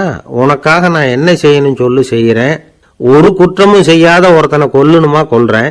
மரண தண்டனை விதிக்கப்பட்ட ஒருத்தனை விடுதலை செய்ய சொல்றியா செய்யறேன். எந்த பிச்சைக்காரனையாவது கோடீஸ்வரனாக சொல்றியா ஆக்குறேன், அல்லது கோடீஸ்வரனை பிச்சைக்காரன் ஆக்கணுமா ஆக்குறேன் அப்படிங்கிறான். நீதிக்கு விரோதமான இந்த பாவங்களை செய்யறதுக்கு அப்பேற்பட்ட அரசன் எப்படி துணிஞ்சான்? மனைவி பேர்ல வச்ச அளவு கடந்த அன்புதான் காரணம். திரிசூலம், வஜ்ராயுதம், வாள் இதுகளால தாக்கப்பட்டா கூட அதையெல்லாம் கொஞ்சம் கூட லட்சியம் பண்ணாத ஒருத்தன் காமதேவனுடைய மலர் அம்புகள் தாக்குனா அதை அவனால தாக்கு பிடிக்க முடியல, விழுந்துடுறான். காமதேவனுக்குள்ள மகிமையே அதுதாங்கிறார் துளசிதாசர். அதனாலதான் பெரியவங்கள்லாம் என்ன சொல்றாங்கன்னா, எதையும் அளவுக்கு மீறி செய்யாதேங்கிறாங்க. அப்பா, அம்மா, மனைவி, மக்கள் எல்லார் பேர்லயும் அன்பு அவசியம்தான். ஆனா அந்த அன்பு அறிவுக்கு புறம்பா இருக்கக்கூடாது, அளவுக்கு மீறி இருக்கக்கூடாது. அப்பதான் வாழ்க்கை சுகமா இருக்கும். இல்லைன்னா அவஸ்தை தான். அளவுக்கு மீறின அன்புங்கிறது புரியுது, அது சரி. அறிவுக்கு புறம்பான அன்புங்கிறது எப்படி? ஒரு தாய்க்கு ஜலதோஷம் அல்லது ஏதோ ஒரு தொற்று நோயின்னு வச்சுங்களேன். அந்த அம்மாவுக்கு தன்னுடைய குழந்தை பேர்ல அளவு கடந்த அன்பு. தனக்கு நோய் இருக்கு, அது அடுத்தவங்களுக்கு தொற்றக்கூடியது அப்படின்னு தெரிஞ்சிருந்தோம் அன்பை காட்டுறதுக்காக அந்த குழந்தைக்கு முத்தம் கொடுக்குறேன்னு தூக்கி வச்சுக்கிட்டு கொஞ்சம் ஆரம்பிச்சதுன்னு வச்சுக்கோங்க, அது நல்லா இருக்குமா? இதுதான் அறிவுக்கு புறம்பான அன்புங்கிறது. அது மாதிரி விலங்குகள்கிட்ட அன்பாயிருன்னு சொல்றோம். அதுக்காக புலிக்கு முத்தம் கொடுக்க முடியுமா? அப்படி கொடுத்தா அது அறிவுக்கு புறம்பான அன்பு. அதனால அன்பு கூட அறிவுபூர்வமா இருக்கணும் அப்படிங்கிறத இன்னைக்கு தகவல் மூலமா நாம புரிஞ்சுக்கணும். இந்த காலத்து காதலன் தன்னுடைய காதலிகிட்ட சொன்னானாம், இதை பாரு, உன் பேர்ல எனக்கு அளவு கடந்த அன்பு, உனக்காக என்ன செய்யணும் சொல்லு செய்கிறேன், நெருப்புல நடக்கணுமா நடக்கிறேன், நீர்ல குதிக்கணுமா குதிக்கிறேன், உயிரையே கொடுக்கணுமா கொடுக்கறேன் அப்படின்னா. சரி, வர்ற ஞாயிற்றுக்கிழமை சாயந்தரம் 6 மணிக்கு இதே இடத்துக்கு வாங்க அப்படின்னு அந்த பொண்ணு. இவன் கொஞ்சம் யோசனை பண்ணி பார்த்துட்டு, அன்னைக்கு மழை பெய்யாம இருந்தா வந்துடுறேன் அப்படின்னானா. ஒரு பெரிய அரசன் இந்த உலகம் பூராவையும் ஆண்டுகிட்டு இருந்தான். ரொம்ப காலம் அப்படி அரசாட்சி பண்ணிக்கிட்டு இருந்தான். திடீர்னு அவனுக்கும் சில எதிரிகள் முளைச்சாங்க. அவங்கெல்லாம் ஒன்று சேர்ந்து இவனை தோற்கடிச்சுட்டாங்க. தோத்து போனதும் இவனுக்கு பயம் வந்துட்டுது, எங்கே எதிரிகள் நம்ம கொண்டுடுவாங்களோ அப்படின்னு. வெளியில வந்தா தனக்கு ஆபத்துன்னு பயந்துக்கிட்டு யாருக்கும் தெரியாம ஒரு குகைக்குள்ள போய் பதுங்கி கிடக்கிறான். நிலைமைய பாருங்க. முதல் நாள் அரண்மனையில் அதிகாரம் பண்ணிக்கிட்டு இருந்தவன் மறுநாள் குகையில பயந்து போய் பதுங்கி கிடக்கிறான். ராத்திரி நேரம் வந்தது, பசி வயத்தை கிள்ளுது, பிச்சை எடுத்து சாப்பிட வேண்டிய நிலைமை. பிச்சை எடுக்கிறதுக்கு பாத்திரம் வேணுமே, என்ன பண்றது அப்படின்னு அங்கேயும் இங்கேயும் பார்க்கறான். ஒரு மூலையில யாரோ விட்டுட்டு போன ஒரு ஓடு கிடக்குது. அதை எடுத்துக்கிட்டு புறப்பட்டான். இருட்டில் வழி புரியல. ஏதோ ஒரு யூகத்துல காலை மெதுவா எடுத்து வச்சு நடந்து போயிட்டு இருக்கிறான். வழியில ஒரு கருப்பு நாய் படுத்து கிடந்தது. இருட்டில் அவன் இது கண்ணுக்கு சரியா தெரியல. அவனுக்கு தவறி போய் காலை வச்சுட்டான் அது மேல. நாய் சும்மா இருக்குமா, வள்ளுன்னு விழுந்து கடிச்சு விட்டுது. காலை பார்க்கறான், காலத்தையும் நினைச்சு பார்க்கறான். அரண்மனையில வீரக்கழல் அணிந்த காலை உடைய மன்னா அப்படின்னு புகழ்வாங்களே புலவர்கள்லாம். ஆனா அது இன்னைக்கு நாய் கடிச்ச காலம் ஆயிட்டுதே அப்படின்னு நினைக்கிறான். அது மட்டும் இல்ல, முன்னாடி எல்லாம் பொற்கிண்ணங்கள்ல தான் அவன் சாப்பிடுவான். ஆனா இப்போ உடைஞ்சு போன ஓட்டு, அது ஓட்டை கையில வச்சுக்கிட்டு நிக்கிறான். அதுல ஏதாவது யாராவது சாப்பாடு போடுவாங்களான்னு. முன்னாடி எல்லாம் நிறைய பேர் அரண்மனைக்கு வருவாங்க. அரசருக்கு காணிக்கைன்னு சொல்லி இவன் காலடியில கொண்டாந்து கொட்டுவாங்க. அப்போல்லாம் இவன் அந்த ஜனங்களுடைய முகத்தை திரும்பி கூட பார்க்கறது இல்லை, ரொம்ப கர்வமா உட்காந்துருப்பான். அதே ஆளு இன்னைக்கு எல்லார் கண்ணிலையும் படுறது மாதிரி பிச்சை எடுத்துக்கிட்டு இருக்கிறான். அப்போலாம் காணிக்கைகளை தன்னுடைய கையால வாங்குறது தனக்கு கௌரவ குறைச்சல்னு நினைச்சு தன்னுடைய வேலைக்காரங்களை விட்டு தான் அதை வாங்க சொல்லுவான். இப்போ பாத்தீங்கன்னா அவனே தன் கையாலேயே பிச்சை வாங்குறான். நினைச்சு பாருங்க, அந்த மனுஷன் முத நாள் அரசன், மறுநாள் பிச்சைக்காரன். எவ்வளவு வித்தியாசம்! செல்வம் தான் இப்படி ஒரு வித்தியாசம் ஏற்படுறதுக்கு காரணம். அப்படிப்பட்ட செல்வம் வாழ்க்கையை நடத்துறதுக்கு நமக்கு தேவைதான். ஆனா அதையே நாம் அடைய வேண்டிய பயனா நினைக்கிறோம் பாருங்க, அதுதான் வேடிக்கை. இத நம்மாழ்வார் அழகா ஒரு பாசுரத்துல சொல்றார். ஒரு நாயகமாய் ஓட உலகுடன் ஆண்டவர், கருணாய் கவர்ந்த காலர், சிதைகிய பானையர், பெருநாடு காண இம்மையிலே பிச்சைதாம் கொள்வர், திருநாரணன் தாழ் காலம் பெற சிந்தித்து உய்மினோ அப்படிங்கிறார் நம்மாழ்வார். ஒரு பெரிய பணக்காரர் ஒரு துறவிகிட்ட போய், சாமி என்கிட்ட நிறைய பணம் இருக்கு, இருந்தாலும் நிம்மதி இல்லை, என்னால நிம்மதியா இருக்க முடியல, என்ன காரணம்னு கேட்டாராம். உடனே அந்த துறவி இதுக்கு நேரடியா பதில் சொல்லாம பக்கத்துல நின்றுகிட்டு இருந்த ஒரு குழந்தைய கூப்பிட்டார். அது ஓடியாந்தது. ஒரு ஆப்பிள் பழத்தை எடுத்து அது கையில கொடுத்தார். அதை வாங்கிக்கிட்டு குழந்தை சிரிச்சுது. இன்னொரு பழத்தை எடுத்து கொடுத்தார். அதை இன்னொரு கையில வாங்கிட்டு சிரிச்சுது. 3வது ஆப்பிள் எடுத்து கொடுத்தார். 2 பழத்தையும் நெஞ்சில் அணைச்சிக்கிட்டு 3வது பழத்தையும் வாங்கறதுக்கு முயற்சி பண்ணிச்சு.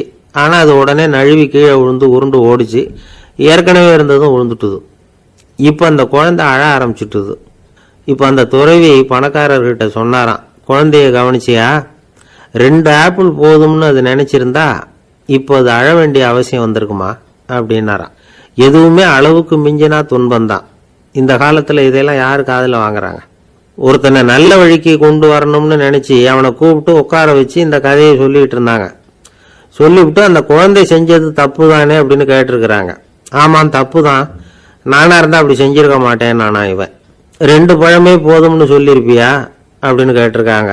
அப்படி இல்லைங்க, அவர் கொடுக்க கொடுக்க ஒவ்வொரு பழமா வாங்கி பின்னாடி வச்சுட்டு மறுபடியும் கையை நீட்டுவேன் அப்படிங்கிறானா. இவெல்லாம் எந்த காலத்துல திருந்துறது?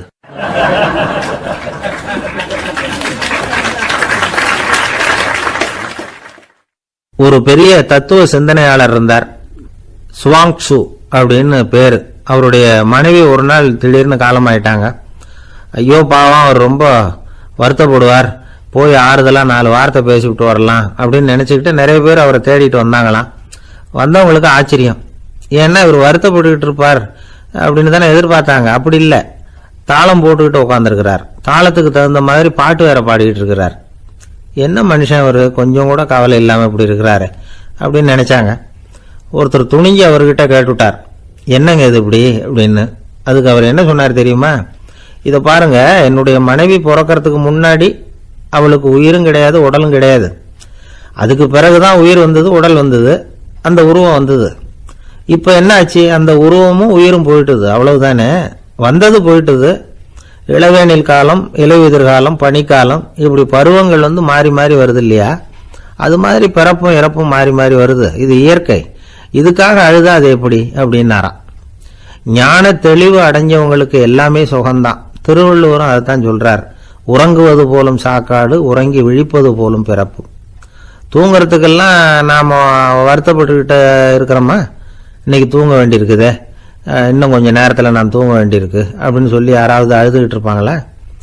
அதனால் இந்த உலக வாழ்க்கையினுடைய இயல்பை யதார்த்தத்தை நாம் தெளிவாக புரிஞ்சுக்கணும். அப்படி புரிஞ்சுக்கிட்டா நாம் கவலை இல்லாமல் வாழ முடியும். ஒரு வயசான தாத்தா பாட்டி 60 வருஷத்துக்கு முன்னாடி அவங்களுக்கு கல்யாணம் ஆச்சு. ஒன்னாவே வாழ்ந்தாங்க, ஒன்னாவே இறந்து போனாங்க. இப்போ அவங்க 2 பேரும் சொர்க்கத்துக்கு போய் சேர்ந்தாங்க. அங்கே எல்லா வசதியும் இருந்தது. ஒரு பெரிய பங்களாவே இவங்களுக்கு ஒதுக்கி கொடுத்தாங்களாம். இதுக்கு எவ்வளவு வாடகைன்னு கேட்டார் தாத்தா. வாடகையெல்லாம் கிடையாது, இலவசம் அப்படின்னார் அங்கே இருந்தவர். அந்த வீட்டுக்கு பின்னாடி ஒரு பெரிய புல்வெளி இருந்தது. இதில் விளையாட ஏதாவது கட்டணம் உண்டான்னு கேட்டிருக்கார் தாத்தா. அதெல்லாம் ஒன்றும் கிடையாது, பணம்லாம் கட்ட வேண்டியதில்லை அப்படின்னார் அவர். பக்கத்தில் ஹோட்டல் மாதிரி ஒரு பெரிய கட்டடம், உள்ள சாப்பாட்டு மேஜைகள், அது மேலே விதவிதமான பலகாரங்கள். சாப்பாட்டுக்கெல்லாம் எவ்வளவு அப்படின்னு விசாரிச்சாராம் தாத்தா. அதுதான் சொன்னேன்னு, இங்கே எல்லாமே இலவசம்தான், எது வேணும்னாலும் சாப்பிடலாம், எவ்வளவு வேணும்னாலும் சாப்பிடலாம் அப்படின்னாராம். நீங்க சொல்றீங்க அப்படி, ஆனா நான் சர்க்கரை சேர்த்துக்க கூடாது, உப்பு சேர்த்துக்க கூடாது, பாட்டி கையால எப்பவும் பத்திய சாப்பாடு தான் அப்படின்னாராம் தாத்தா.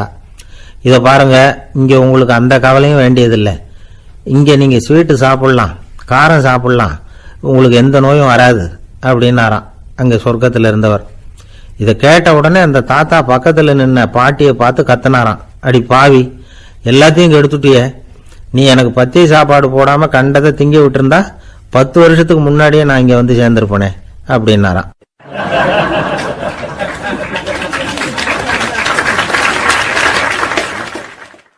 ஒரு சன்னியாசி, அவரு ஒரு நாள் ஒரு கனவு கண்டாராம்.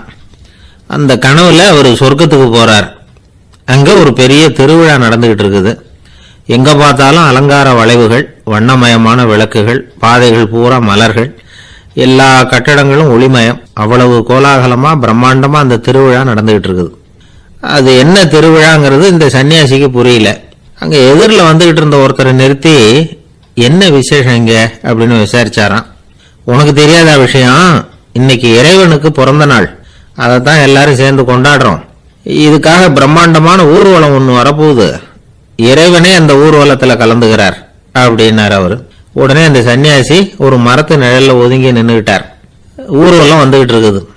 முதல்ல ஒரு குதிரை வந்துகிட்டு இருக்கு, அது மேல ஒருத்தர் உட்காந்துருக்கிறார். அவருக்கு பின்னாடி நிறைய பேர் கூட்டமா வந்துகிட்டு இருக்கிறாங்க. இவ்வளவு கூட்டம் இவர் பின்னாடி வருதே, யார் இவரு அப்படின்னு கேட்டார். ஒரு மதத்தின் பெயரை சொல்லி, இவர் அந்த மதத்தின் தலைவர், அவரை பின்பற்றுகிற மக்கள் கூட்டம் பின்னாடி வந்துகிட்டு இருக்குது அப்படின்னு விவரம் சொல்லி இருக்கிறாங்க. இவங்களுக்கு அடுத்தபடியா இன்னொரு குதிரையில ஒருத்தர் வந்துகிட்டு இருக்கிறார். அவருக்கு பின்னாடி ஏகப்பட்ட கூட்டம். இவர் யாருங்க அப்படின்னு கேட்டிருக்காரு சன்னியாசி. அங்க இருக்கிறவங்க விவரம் சொல்லி இருக்கிறாங்க. இன்னொரு மதத்தின் பெயரை சொல்லி, இவர் அந்த மதத்தினுடைய தலைவர், அவர் வழியை பின்பற்றுகிறவர்கள் அவர் பின்னாடி கூட்டமா வந்துகிட்டு இருக்கிறாங்க அப்படின்னு இருக்காங்க. இப்படி ஒவ்வொருத்தரா குதிரை மேல வந்துகிட்டே இருக்கிறாங்க. அவங்கள பின்பற்றியும் ஒவ்வொரு கூட்டம் வந்துகிட்டே இருக்குது. அந்த பெரிய ஊர்வலம் அது பாட்டுக்கு போயிட்டு இருக்குது. கடைசியா அது முடிஞ்சது ரொம்ப நேரம் கழிச்சு. அதுக்கப்புறம் கொஞ்ச நேரம் கழிச்சு ஒரு வயசான ஆள் குதிரை மேல வந்துகிட்டு இருக்கிறார். ஆனா அவருக்கு பின்னாடி யாருமே இல்லை. அவரு பரிதாபமா தனியா வந்துகிட்டு இருக்கிறார். அவரு அந்த ஊர்வலத்தை சேர்ந்தவரா இல்லையாங்கிறதே தெரியல. இவர் யாரு, இவர் ஏன் இப்படி தனியா வந்துகிட்டு இருக்கிறார் அப்படின்னு கேட்டிருக்காரு அந்த சன்னியாசி. என்னது இப்படி கேக்குறீங்க, இவர் தான் கடவுள் இவருக்காக தான் இன்னைக்கு இந்த ஊர்வலமே நடக்குது, இவருக்கு தான் இன்னைக்கு பிறந்த நாள். முன்னாடி போகிற ஊர்வலம் பூரா இவருடைய பிறந்த நாளை கொண்டாடுறதுக்காக தான் அப்படின்ட்டு இருக்காங்க. இதை கேட்டதும் அந்த சன்னியாசிக்கு திடுக்குன்னு தூக்கி போட்டிருக்கு. இது வரைக்கும் கனவு கண்டுகிட்டு இருந்தவர் முடிச்சுக்கிட்டார். அதுக்கப்புறம் தான் யோசிச்சு பார்த்துருக்கார். உண்மைதான், மக்கள் எல்லாரும் பக்தி மார்க்கத்தில் போகிறதா நினச்சிக்கிட்டு பாதம் மாறி போயிட்டு இருக்கிறாங்க. கடவுளை பின்பற்றுவதாக நினைக்கிறாங்க பக்தர்கள். ஆனால் கடவுளுக்கு பின்னாடி யாருமே இல்லை. இன்னமும் இயல்பா இதை பற்றி யோசிச்சு பார்த்தா உண்மைக்கு பின்னாடி தான் நான் போய்கிட்டு இருக்கேன் அப்படின்னு நிறைய பேர் சொல்கிறாங்க. ஆனால் அந்த உண்மை அனாதையாக போய்கிட்டு இருக்குது. அப்படி ஆயிட்டுது உலகம். இந்த காலத்துலேயும் ஒரு ஊர்வலம், ஒரு பெரிய மனுஷருக்கு பிறந்த நாள் விழா. அவர் குதிரை மேலே ஏறி முன்னாடி போயிட்டு இருக்கிறார். அவருக்கு பின்னாடி ஒரு 100 பேர் தொண்டர்கள் அவங்க பாட்டுக்கு போகிறாங்க. எல்லாம் பணம் கொடுத்து ஏற்பாடு பண்ணவங்க, எல்லாம் பணம் வாங்கிட்டு பின்னாடி போயிட்டு இருக்கிறாங்க. கொஞ்சம் தூரம் நடந்ததும் கால் வலிக்க ஆரம்பிச்சுட்டுது. ஒவ்வொருத்தரும் அப்படியே ஒதுங்க ஆரம்பிச்சுட்டாங்க. அதான் முன்னாடியே பணம் கிடைச்சிட்டுதே, இனிமேல் ஒதுங்கினா என்னன்னு ஒதுங்கிட்டாங்க. ஒரு கட்டத்தில் குதிரையில் போகிறவர் தற்செயலாக திரும்பி பார்க்குறாரு, பின்னாடி யாருமே இல்லை, எல்லாரும் ஓடி போயிட்டாங்க. ஒரே ஒரு ஆள் மட்டும் ரொம்ப விசுவாசமாக பின்னாடி நடந்து வந்துக்கிட்டு இருந்தான். ஏன்ப்பா நீ மட்டும் வந்துக்கிட்டு இருக்கிறியே, நீ வீட்டுக்கு போகலையான்னு கேட்டிருக்காரு அவர். நீங்கள் அந்த குதிரையையும் அதுக்குள்ள வாடகை பணத்தையும் கொடுத்துட்டீங்கன்னா நானும் போயிடுவேன் அப்படின்னு நானா இந்த ஆள்.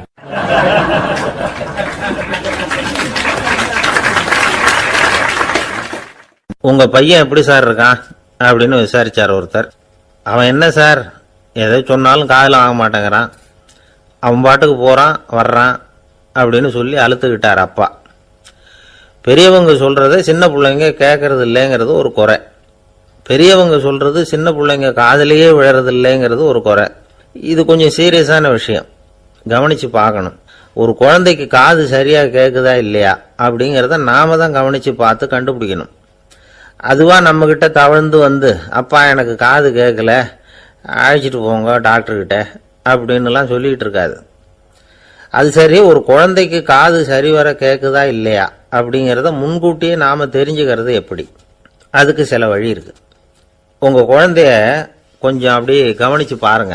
அடிக்கடி ஜலதோஷம், காதுல அரிப்பு ஏற்படுதா, மூக்கு விரிவாகவும், அப்புறம் டான்சில், அடினாய்டு, சத அழற்சி, இது மாதிரி ஏதாவது இருக்கா, வாயிலிருந்து எச்சில் ஒழுகுதா, குழந்தை வாயினால சுவாசிக்குதா, பற்கள் முன்னாடி தள்ளி வளருதா, இதெல்லாம் அதுக்கு அறிகுறி. அப்புறம் இந்த VBDF TH இப்படி இந்த ஒலிகள் சேர்ந்த வார்த்தைகளை குழந்தை சரியா புரிஞ்சுக்காது. இப்போ உதாரணத்துக்கு பட்டுன்னு சொல்லு குழந்தை அப்படின்னீங்கன்னா அது கட்டுன்னு சொல்லும்.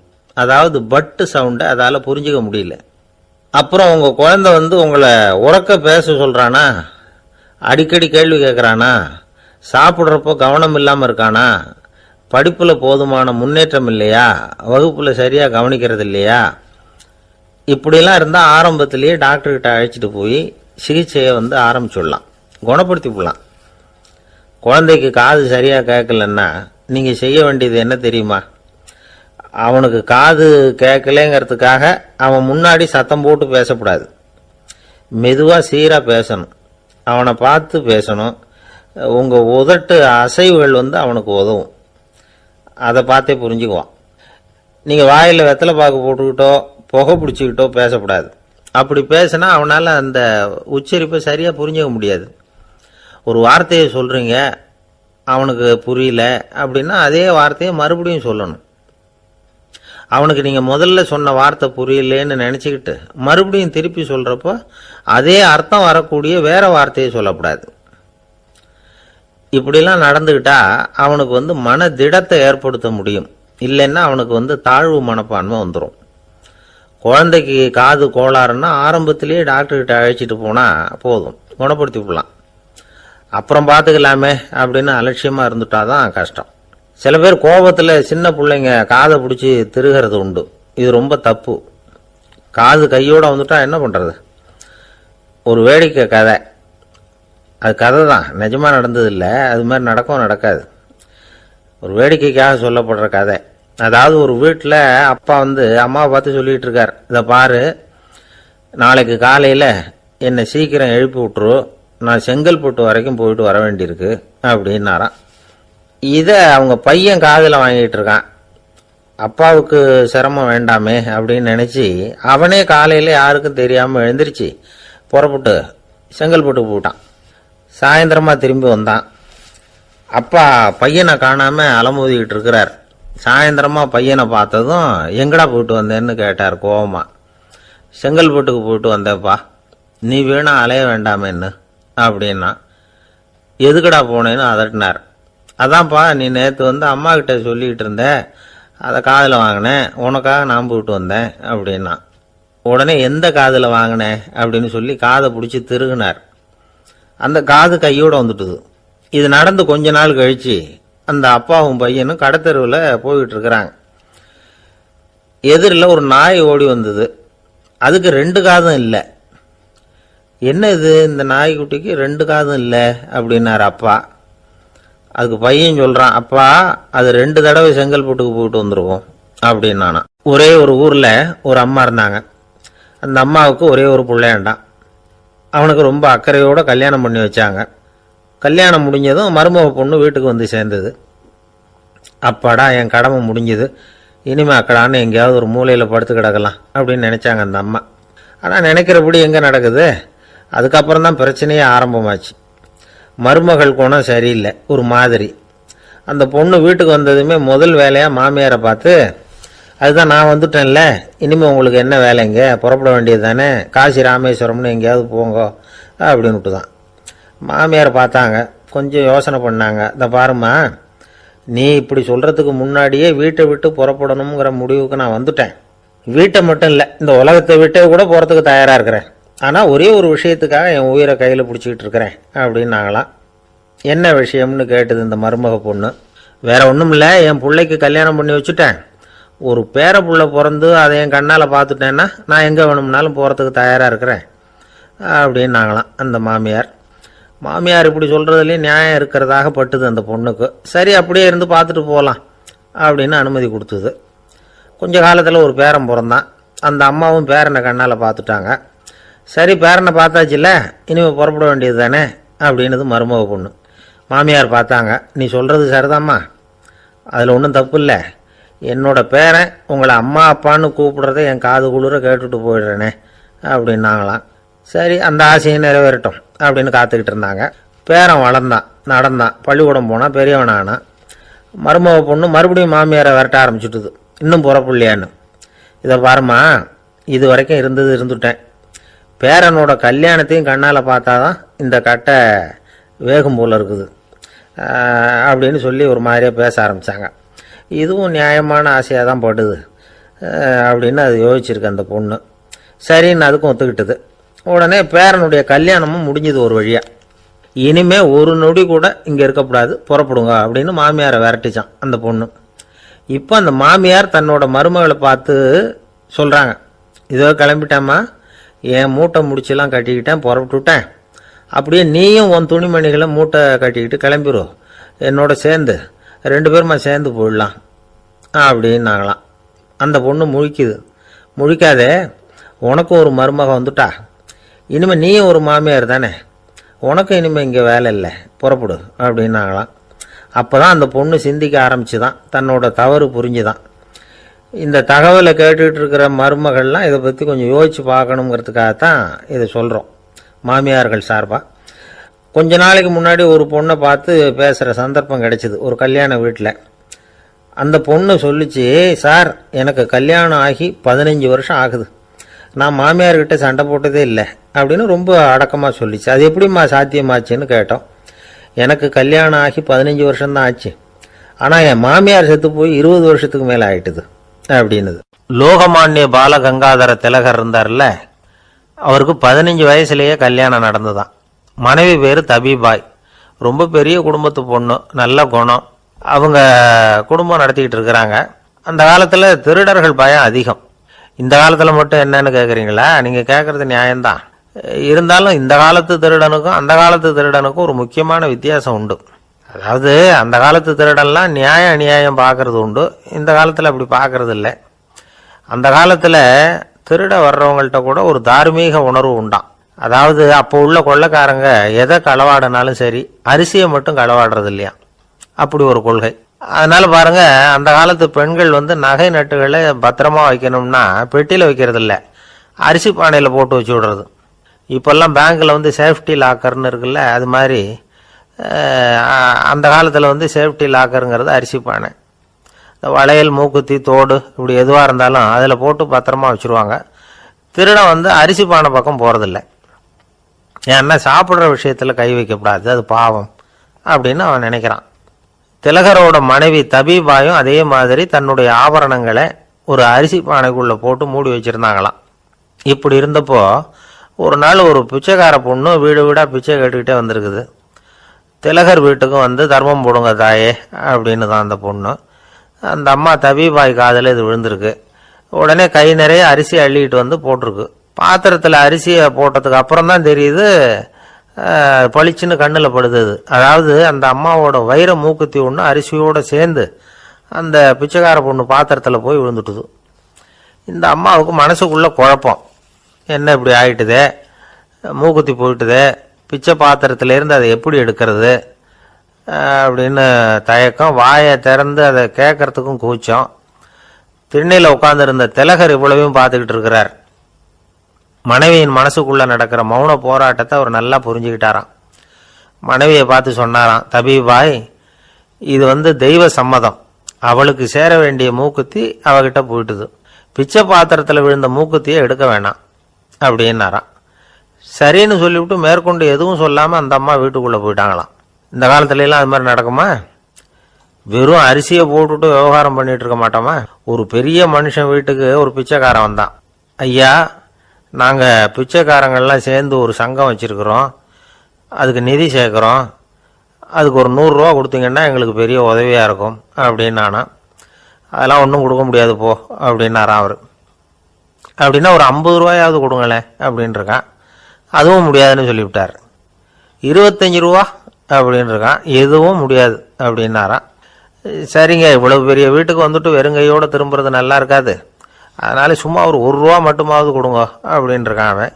1 பைசா கூட என்கிட்ட கிடையாது அப்படின்னு விட்டாரான் இவர். அப்படின்னா நீங்கள் ஒரு காரியம் பண்ணுங்களேன் அப்படின்னானா அவன். என்ன செய்யணும் அப்படின்னு இருக்கார். எங்கள் சங்கத்தில் நீங்களும் ஒரு மெம்பராக சேர்ந்துருங்க அப்படின்னானா. காஞ்சிபுரத்தில் பல்லவ ராஜா ஒரு கோவில் கட்டினார், கைலாசநாதர் கோவில். அதுக்கு கும்பாபிஷேகம் பண்ணுறதுக்கு ஒரு நாள் குறிப்பிட்டு அதுக்கு வேண்டிய ஏற்பாடுகள்லாம் பண்ணினார். முதல் காரியமாக கடவுளை வேண்டிக்கிட்டார், நீங்கள் இந்த கும்பாபிஷேகத்துக்கு நேரில் கலந்துக்கணும்னார். கடவுள் அந்த ராஜா கனவுல வந்தார். நீ கும்பாபிஷேகம் வச்சிருக்கிற அதே நாளில் அதே நேரத்தில் எனக்கு இன்னொரு ஊரில் ஒரு கும்பாபிஷேகம் இருக்குது, அதுக்கு போக வேண்டியிருக்கு. அதாவது திருநின்ற ஊரில் என்னுடைய பக்தர் ஒருத்தர், அவரும் ஒரு கோயில் கட்டி கும்பாபிஷேகம் செய்கிறார், நான் அதுக்கு போக வேண்டியிருக்கு, அதனால உன்னுடைய தேதியை நீ மாற்றி வச்சுக்கோ அப்படின்னார். கடவுள் தான் எங்கேயும் இருக்கிறவராச்சே, அவர் நினைச்சா 2 இடத்துலையும் இருந்து கோயில் கும்பாபிஷேகத்தை நடத்த முடியாதா? ஏன் அப்படி செய்யல? அது ஒரு முக்கியமான காரணத்துக்காகத்தான். திருநின்ற ஊரில் இருந்த பூசலாருங்கிற அந்த அடியாரின் பெருமையை இந்த உலகத்துக்கு எடுத்து காட்டணுங்கிறதுக்காகத்தான் கடவுள் அந்த ராஜா கிட்ட அப்படி சொன்னார்.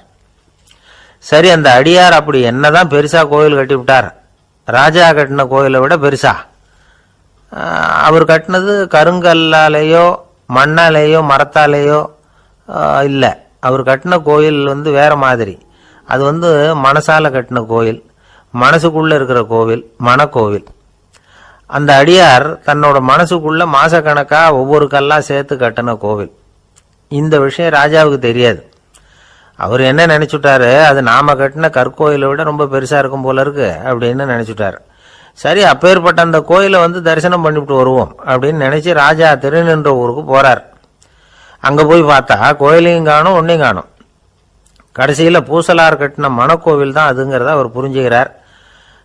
உடனே அந்த அடியாரின் காலில் விழுந்து வணங்குறார். அவரோ, இது மனசால முயன்ற கோவில், இதுக்கு இத்தனை பெருமையா அப்படின்னு ஆச்சரியப்படுறார். இதுல ஆச்சரியப்படுறதுக்கு ஒன்றும் இல்லை. ஆண்டவன் விரும்புறது அகபக்தியை தவிர புற தோற்றங்களே அல்ல. இதை நாம புரிஞ்சுக்கிட்டோம்னா நமக்குள்ள எந்த வேறுபாடுகளும் வர்றதுக்கு வழியே இல்லை. இன்னொரு ராஜா இருந்தார்.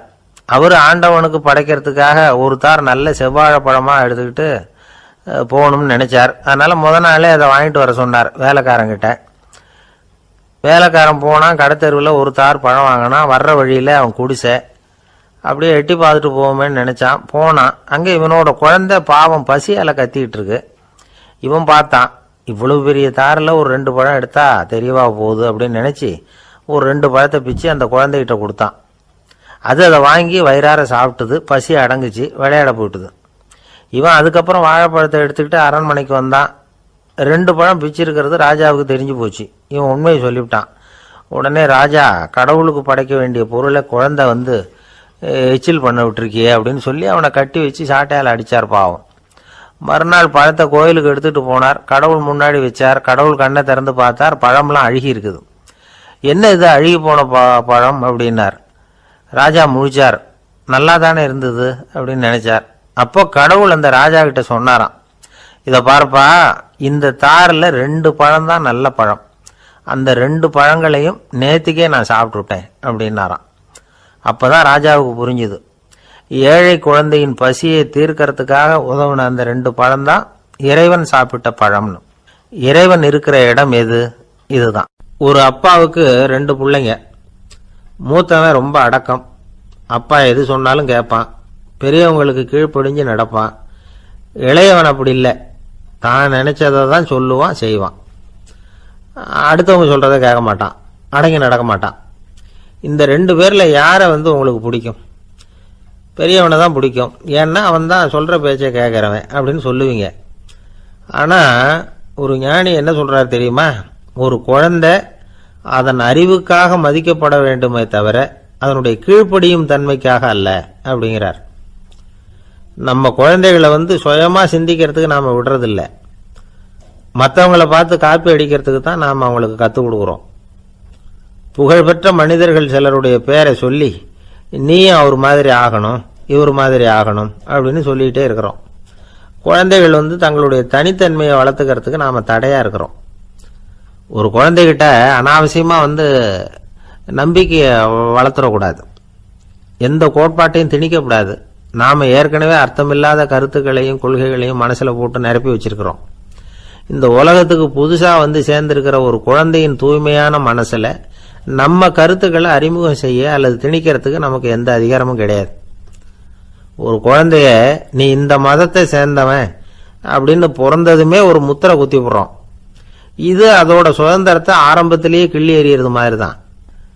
நீங்க ஒரு மதத்தின் வழிமுறைகளை கடைபிடிச்சிக்கிட்டு வர்றீங்க, அந்த வழியில போய்கிட்டு இருக்கிறீங்க, சரி, அதனால போறீங்க. அதுக்காக உங்க குழந்தையையும் அதே வழியில தான் வரணும் அப்படின்னு கட்டாயப்படுத்துறதுக்கு உங்களுக்கு என்ன உரிமை இருக்குது? அந்த குழந்தை சுயமா சிந்திச்சு ஒரு முடிவுக்கு வரட்டுமே, அதுக்கு நீங்க ஏன் தடையா இருக்கிறீங்க? நமக்கு உண்மையிலேயே நம்ம குழந்தை மேல அன்பு இருந்தா இது மாதிரி திணிப்பு வேலைகளை செய்யக்கூடாது. திணிப்பு வேலைகளிலிருந்து குழந்தைகளை காப்பாத்தினா போதும். அதுதான் ரொம்ப முக்கியம். அடுத்த தலைமுறை அற்புதமான தலைமுறையா உருவாகும். நாம தான் சாதி மத சங்கடங்கள்ல மாட்டிக்கிட்டு தவிக்கிறோம். அவங்களாவது சாதி மத வேறுபாடு இல்லாத சமுதாயத்தை பார்க்கட்டுமே, அந்த சௌகரியங்களை அனுபவிக்கட்டுமே. அதுக்கு நாம என்ன செய்யணும்னா ஒன்றும் செய்யாம இருந்தா போதும். ஒரு குழந்தைகிட்ட நம்ம கருத்தை திணிக்கும் பொழுது என்ன ஆகுது தெரியுமா? அது வந்து அவனை அவங்கிட்ட இருந்தே அப்புறப்படுத்தி விடுது, அவனுடைய தனித்தன்மையை அழிச்சுடுது, அவனை ஒரு எல்லைக்குள்ள திணிச்சுடுது. இதெல்லாம் அன்புங்கிற பேரால பெற்றோர்கள் செய்கிற தப்பு. இதெல்லாம் கேட்டுக்கிட்டு இந்த காலத்தில் அப்பா ஒருத்தர் சொன்னார், நான் கருத்துக்களை எல்லாம் என் பையன்கிட்ட திணிக்கிறது இல்லைங்க, ஆனால் அதிகமாக சாப்பிட சொல்லி கட்டாயப்படுத்துவேன் அப்படின்னார். உங்கள் வீட்டு சமையல் அவ்வளவு நல்லா இருக்குமான்னு கேட்டாங்க. நல்லா இருந்தால் நான் ஏன் அவனை சாப்பிட சொல்லி கட்டாயப்படுத்த போகிறேன் அப்படின்னார். ஒரு ஊரில் ஒரு மன்னன் இருந்தான், கொடுங்கோல் மன்னன். நிறைய தொந்தரவு பண்ணிக்கிட்டு இருந்தான். அவன் ஒரு தடவை என்ன பண்ணான் தெரியுமா? ஒரு தப்பும் பண்ணாத ஒரு இளைஞனை பிடிச்சி ஜெயிலில் அடைச்சுட்டான். அந்த பையனோட சொந்தக்காரங்கள்லாம் ராஜா கிட்ட போனாங்க. அவன் ஒரு தவறும் பண்ணலை, அவனை விடுதலை பண்ணுங்க அப்படின்னு கெஞ்சி கேட்டுக்கிட்டாங்க. மன்னன் வந்து யோசனை பண்ணான். அந்த இளைஞனை கூப்பிட்டுக்கிட்டு வர சொன்னான். அவனை கொண்டாந்து ராஜா முன்னாடி நிறுத்தினாங்க. இதை பாருப்பா, உன்னை நான் விடுதலை பண்ணுவேன், ஆனால் ஒரு கண்டிஷன். அந்த நிபந்தனையை நீ நிறைவேற்றினா உனக்கு விடுதலை அப்படின்னா மன்னன். சரின்னு ஒத்துக்கிட்டான் பையன். மன்னன் வந்து கண்டிஷன் என்னங்கிறத சொன்னான். உங்ககிட்ட ஒரு செம்மறி ஆட்டை கொடுக்க போகிறேன், 1 மாதத்துக்கு அதுக்கு தேவையான தீனியையும் கொடுக்க போகிறேன். 1 மாதம் கழித்து அந்த ஆட்டை வந்து எடை போட்டு பார்ப்பேன், அந்த ஆட்டின் எடை கொஞ்சம் கூட கூடி இருக்கக்கூடாது. எடை கூடி இருந்தா உனக்கு விடுதலை கிடையாது. என்ன சொல்ற அப்படின்னா பையனுக்கு ஒன்றும் புரியல, பயமா போயிட்டுது. குழம்பிக்கிட்டே நின்றுக்கிட்டு இருக்கிறான். சரி, ஒரு நாள் டைம் தரேன், நல்லா யோசனை பண்ணி பார்த்துட்டு நாளைக்கு உன் முடிவை சொல்லு அப்படின்னா மன்னன். பையன் கவலையோடு வெளியில் வந்தான். அங்கே ஒரு பெரியவர் நின்றுக்கிட்டு இருந்தார். அவர்கிட்ட விஷயத்தை சொன்னான். அந்த பெரியவர் இந்த பையனுக்கு காதோட காதாக ஒரு வழியை சொல்லி கொடுத்தார். அதை கேட்டதும் பையன் மறுபடியும் மன்னன் முன்னாடி வந்து நின்னா, உங்கள் நிபந்தனையை ஏற்றுக்கிறேன்னு சொன்னான். மன்னன் வந்து ஒரு ஆட்டுக்குட்டியையும் அதுக்கு ஒரு மாதத்துக்கு தேவைப்படுற தீவனத்தையும் கொடுக்கும்படியாக உத்தரவு போட்டான். கொடுத்தாங்க, ஓடிட்டு போயிட்டான். ஒரு மாதம் தினமும் தவறாமல் அந்த தீவனத்தை ஆட்டுக்குட்டிக்கு போட்டுக்கிட்டு இருக்கிறான். ஒரு மாதம் கழித்து அந்த ஆட்டை வந்து அரண்மனைக்கு ஓட்டிகிட்டு போனான். மன்னன் அதை எடை போட்டு பார்க்குறான், எடை கூடவே இல்லை, அப்படியே தான் இருக்குது. உடனே போட்ட நிபந்தனைப்படி அந்த இளைஞனை வந்து விடுதலை பண்ணிவிட்டான். சரி, ஆட்டுக்கு எடை கூடாமல் இருக்கிறதுக்கு அந்த பெரியவர் சொல்லி கொடுத்த யோசனை என்ன அப்படின்னா, அது வேற ஒன்றும் இல்லை. அந்த ஆட்டுக்கு எதிரில் அது கண்ணில் படுற மாதிரி ஒரு ஓநாயை கட்டி போட சொன்னார். அவ்வளவுதான். ஆட்டுக்கு ஓநாய்ங்கிறது பிறவி பகை. ஓநாயை பார்த்தா ஆடு நடுங்க ஆரம்பிச்சிரும், அவ்வளவு பயம். தினமும் அந்த ஆடு பயந்துகிட்டே தீனி சாப்பிட்டுது, எடை கூடல. அதுதான் ரகசியம். இது வந்து சின்ன பிள்ளைங்களுக்கான ஒரு கதை. இதுல இருந்து தெரிஞ்சுக்க வேண்டிய உண்மை என்னன்னா, நாமெல்லாம் சாப்பிட்றப்ப மனசும் உடம்பும் அமைதியா இருக்கணும். அப்பதான் அது உடம்புல ஒட்டும். அவசரத்திலையும் பயத்திலையும் சாப்பிட்டா அது சரியா ஜீரணமாகாது. இன்னொரு ராஜா இருந்தார். அவரும் ஒரு இளைஞனை ஜெயிலில் அடைச்சு விட்டார். விடுதலை பண்ணணும்னா ஒரு கண்டிஷன்னார். என்னன்னு கேட்டான். ஒரு ஆட்டுக்குட்டியை அவன் முன்னாடி கொண்டாந்து நிறுத்துவேன், நீ அதுகிட்ட ஒரு கேள்வி கேட்கணும், அதுக்கு சரியான பதிலை சொல்லணும். அப்படி செஞ்சுட்டா உனக்கு விடுதலைன்னார். இளைஞன் யோசனை பண்ணி பார்த்தான். சரின்னு ஒத்துக்கிட்டான். அது பிரகாரமே ஆட்டுக்குட்டியை பதில் சொல்ல வச்சுட்டான். என்ன நடந்தது தெரியுமா? ஆட்டுக்குட்டியை கொண்டாந்து நிறுத்தினாங்க. இவன் மெதுவாக அதுகிட்ட போனான். அது காதுகிட்ட போய் ஏப்ரலுக்கு அடுத்த மாதம் என்ன மாதம்னு கேட்டான். அது உடனே மேன்னு கத்திச்சு. இவன் விடுதலை ஆயிட்டான். ஒரு நாள் ராமர் அரசவையில் உட்கார்ந்துருக்கிறார். ராமராஜ்யம் நடந்துகிட்டு இருந்த நேரம். அந்த சமயத்தில் ஒரு நாய் வந்து அரச சபைக்கு வந்துதான். அது தலையில் அடிபட்டு ரத்தம். அந்த கோலத்தில் அது அங்கே வந்தது. எல்லாரும் ஆச்சரியமாக அதை பார்த்தாங்க. ராமரும் அந்த நாயை பார்த்தார். நீங்க வந்த காரியம் என்ன, என்ன நடந்தது, எதுவாக இருந்தாலும் பயப்படாம சொல்லு அப்படின்னார். உடனே அந்த நாய் மெதுவாக சொல்ல ஆரம்பிச்சுதான். ஐயா, நான் தெருவில் போய்கிட்டு இருந்தேன். வழியில் ஒருத்தர் வந்தார். அவர் வேத சாஸ்திரம்லாம் படித்த பெரியவர். அவர் எந்த காரணமும் இல்லாமல் அவர் கையில் வச்சிருந்த குச்சியால் என் தலையில் அடிச்சுட்டார். அதுதான் தலையில் ரத்தம். இதை நீங்கள் விசாரித்து தகுந்த தீர்ப்பு வழங்கணும் அப்படின்னு தான் அந்த நாய். ராமர் பார்த்தார். உடனே தன்னுடைய காவலர்களை அனுப்புனார். அந்த ஆளை எங்கே இருந்தாலும் போய் கொண்டுகிட்டு வாங்க அப்படின்னு விட்டார். காவலர்கள் போனாங்க. அந்த ஆளை பிடிச்சி கொண்டு வந்துட்டாங்க. அரண்மனைக்கு வா அப்படின்னு சொல்லி கூப்பிட்டுட்டு வந்துட்டாங்க. என்ன நடந்ததுன்னு விசாரித்தார் ராமர். அதுக்கு அந்த ஆள் சொன்னார், நான் வந்து வீதி வழியாக வந்துக்கிட்டு இருந்தேன். குறுக்க இந்த நாய் வந்தது. நான் அவசரமாக போய்கிட்டு இருந்தேன். இது எனக்கு வழி விடாமல் குறுக்க பூந்து இடைஞ்சல் பண்ணிச்சு. எனக்கு கோபம் வந்துட்டுது, அதனால் அடிச்சுட்டேன். வேத சாஸ்திரம் படித்த நான் என் வசமிழந்து கோபப்பட்டது பெரிய தப்பு தான். அதை நான் ஒத்துக்கிறேன், குற்றத்தை ஒப்புக்கொள்கிறேன். எனக்கு என்ன தண்டனை கொடுக்கணுமோ அதை கொடுங்க, ஏற்றுக்கிறேன் அப்படின்னு விட்டார். சரி, இப்போ அந்த ஆளுக்கு தண்டனை கொடுக்கணும். என்ன தண்டனை கொடுக்கறது யோசனை பண்ணார் ராமர். அதையும் அந்த நாய்கிட்டே கேட்டார். நீயே சொல்லு, என்ன தண்டனை கொடுக்கலாம் இவருக்கு அப்படின்னார். இதுக்கு அந்த நாய் என்ன சொல்லிச்சு தெரியுமா? இவரை ஏதாவது ஒரு கோயிலுக்கு தர்மகர்த்தாவா நியமனம் பண்ணி விடுங்க, அதுதான் இவருக்கு சரியான தண்டனை அப்படின்னுது. இதை கேட்டதும் ராமர் முகத்தில் புன்னகை. ஆனால் அங்கே இருந்த மற்றவங்களுக்கெல்லாம் ஆச்சரியம். அது எப்படி தப்பு செஞ்சவங்களுக்கு தண்டனை கொடுக்கறது தானே நியாயம், அதை விட்டுட்டு தர்மகர்த்தா பதவியை கொடுக்க சொல்லுது இந்த நாய் அப்படிங்கிற ஆச்சரியம். இந்த சந்தேகத்தை அந்த நாய்கிட்டே கேட்டாங்க அங்கே இருந்தவங்க. இதுக்கு அந்த நாய் பதில் சொல்லிச்சான். நான் வந்து போன பிறவியில் ஒரு கோயிலுக்கு தர்மகர்த்தாவாக இருந்தேன். எவ்வளவோ கவனமாக எச்சரிக்கையாக தான் என்னுடைய கடமைகளை எல்லாம் செஞ்சுக்கிட்டு வந்தேன். அப்படி இருந்தாலும் சில சமயங்களில் என்னையும் மீறி கோயில் செல்வத்தை நான் அனுபவிக்கிறதுக்கு காரணமாயிட்டேன். ஒரு கோவிலுக்கு தர்மகர்த்தாவாக இருக்கிறவங்க எப்படியும் இந்த பாவத்திலேருந்து தப்பிக்கிறது கஷ்டம். அதனால தான் நான் இந்த பிறவியில் நாயாக பிறந்து இப்படி கஷ்டப்படுறேன். இதே நிலைமை இந்த ஆளுக்கும் ஏற்படணும் அப்படிங்கிறதுக்காக தான் அவரையும் ஒரு கோயிலுக்கு தர்மகர்த்தாவை நியமிக்கும்படி கேட்டுக்கிட்டேன் அப்படின்னு தான் இந்த நாய். இதிலிருந்து என்ன தெரியுது? எந்த பதவியில நாம இருந்தாலும் நமக்கு தெரியாம கூட அதை தவறா உபயோகப்படுத்தக்கூடாதுங்கிறத இதுல இருந்து புரிஞ்சுக்கணும். இல்லைன்னா அடுத்த பிறவியில நாயா பிறந்து எங்கேயாவது போய் வாழை ஆட்டிட்டு நிக்க வேண்டியதுதான்.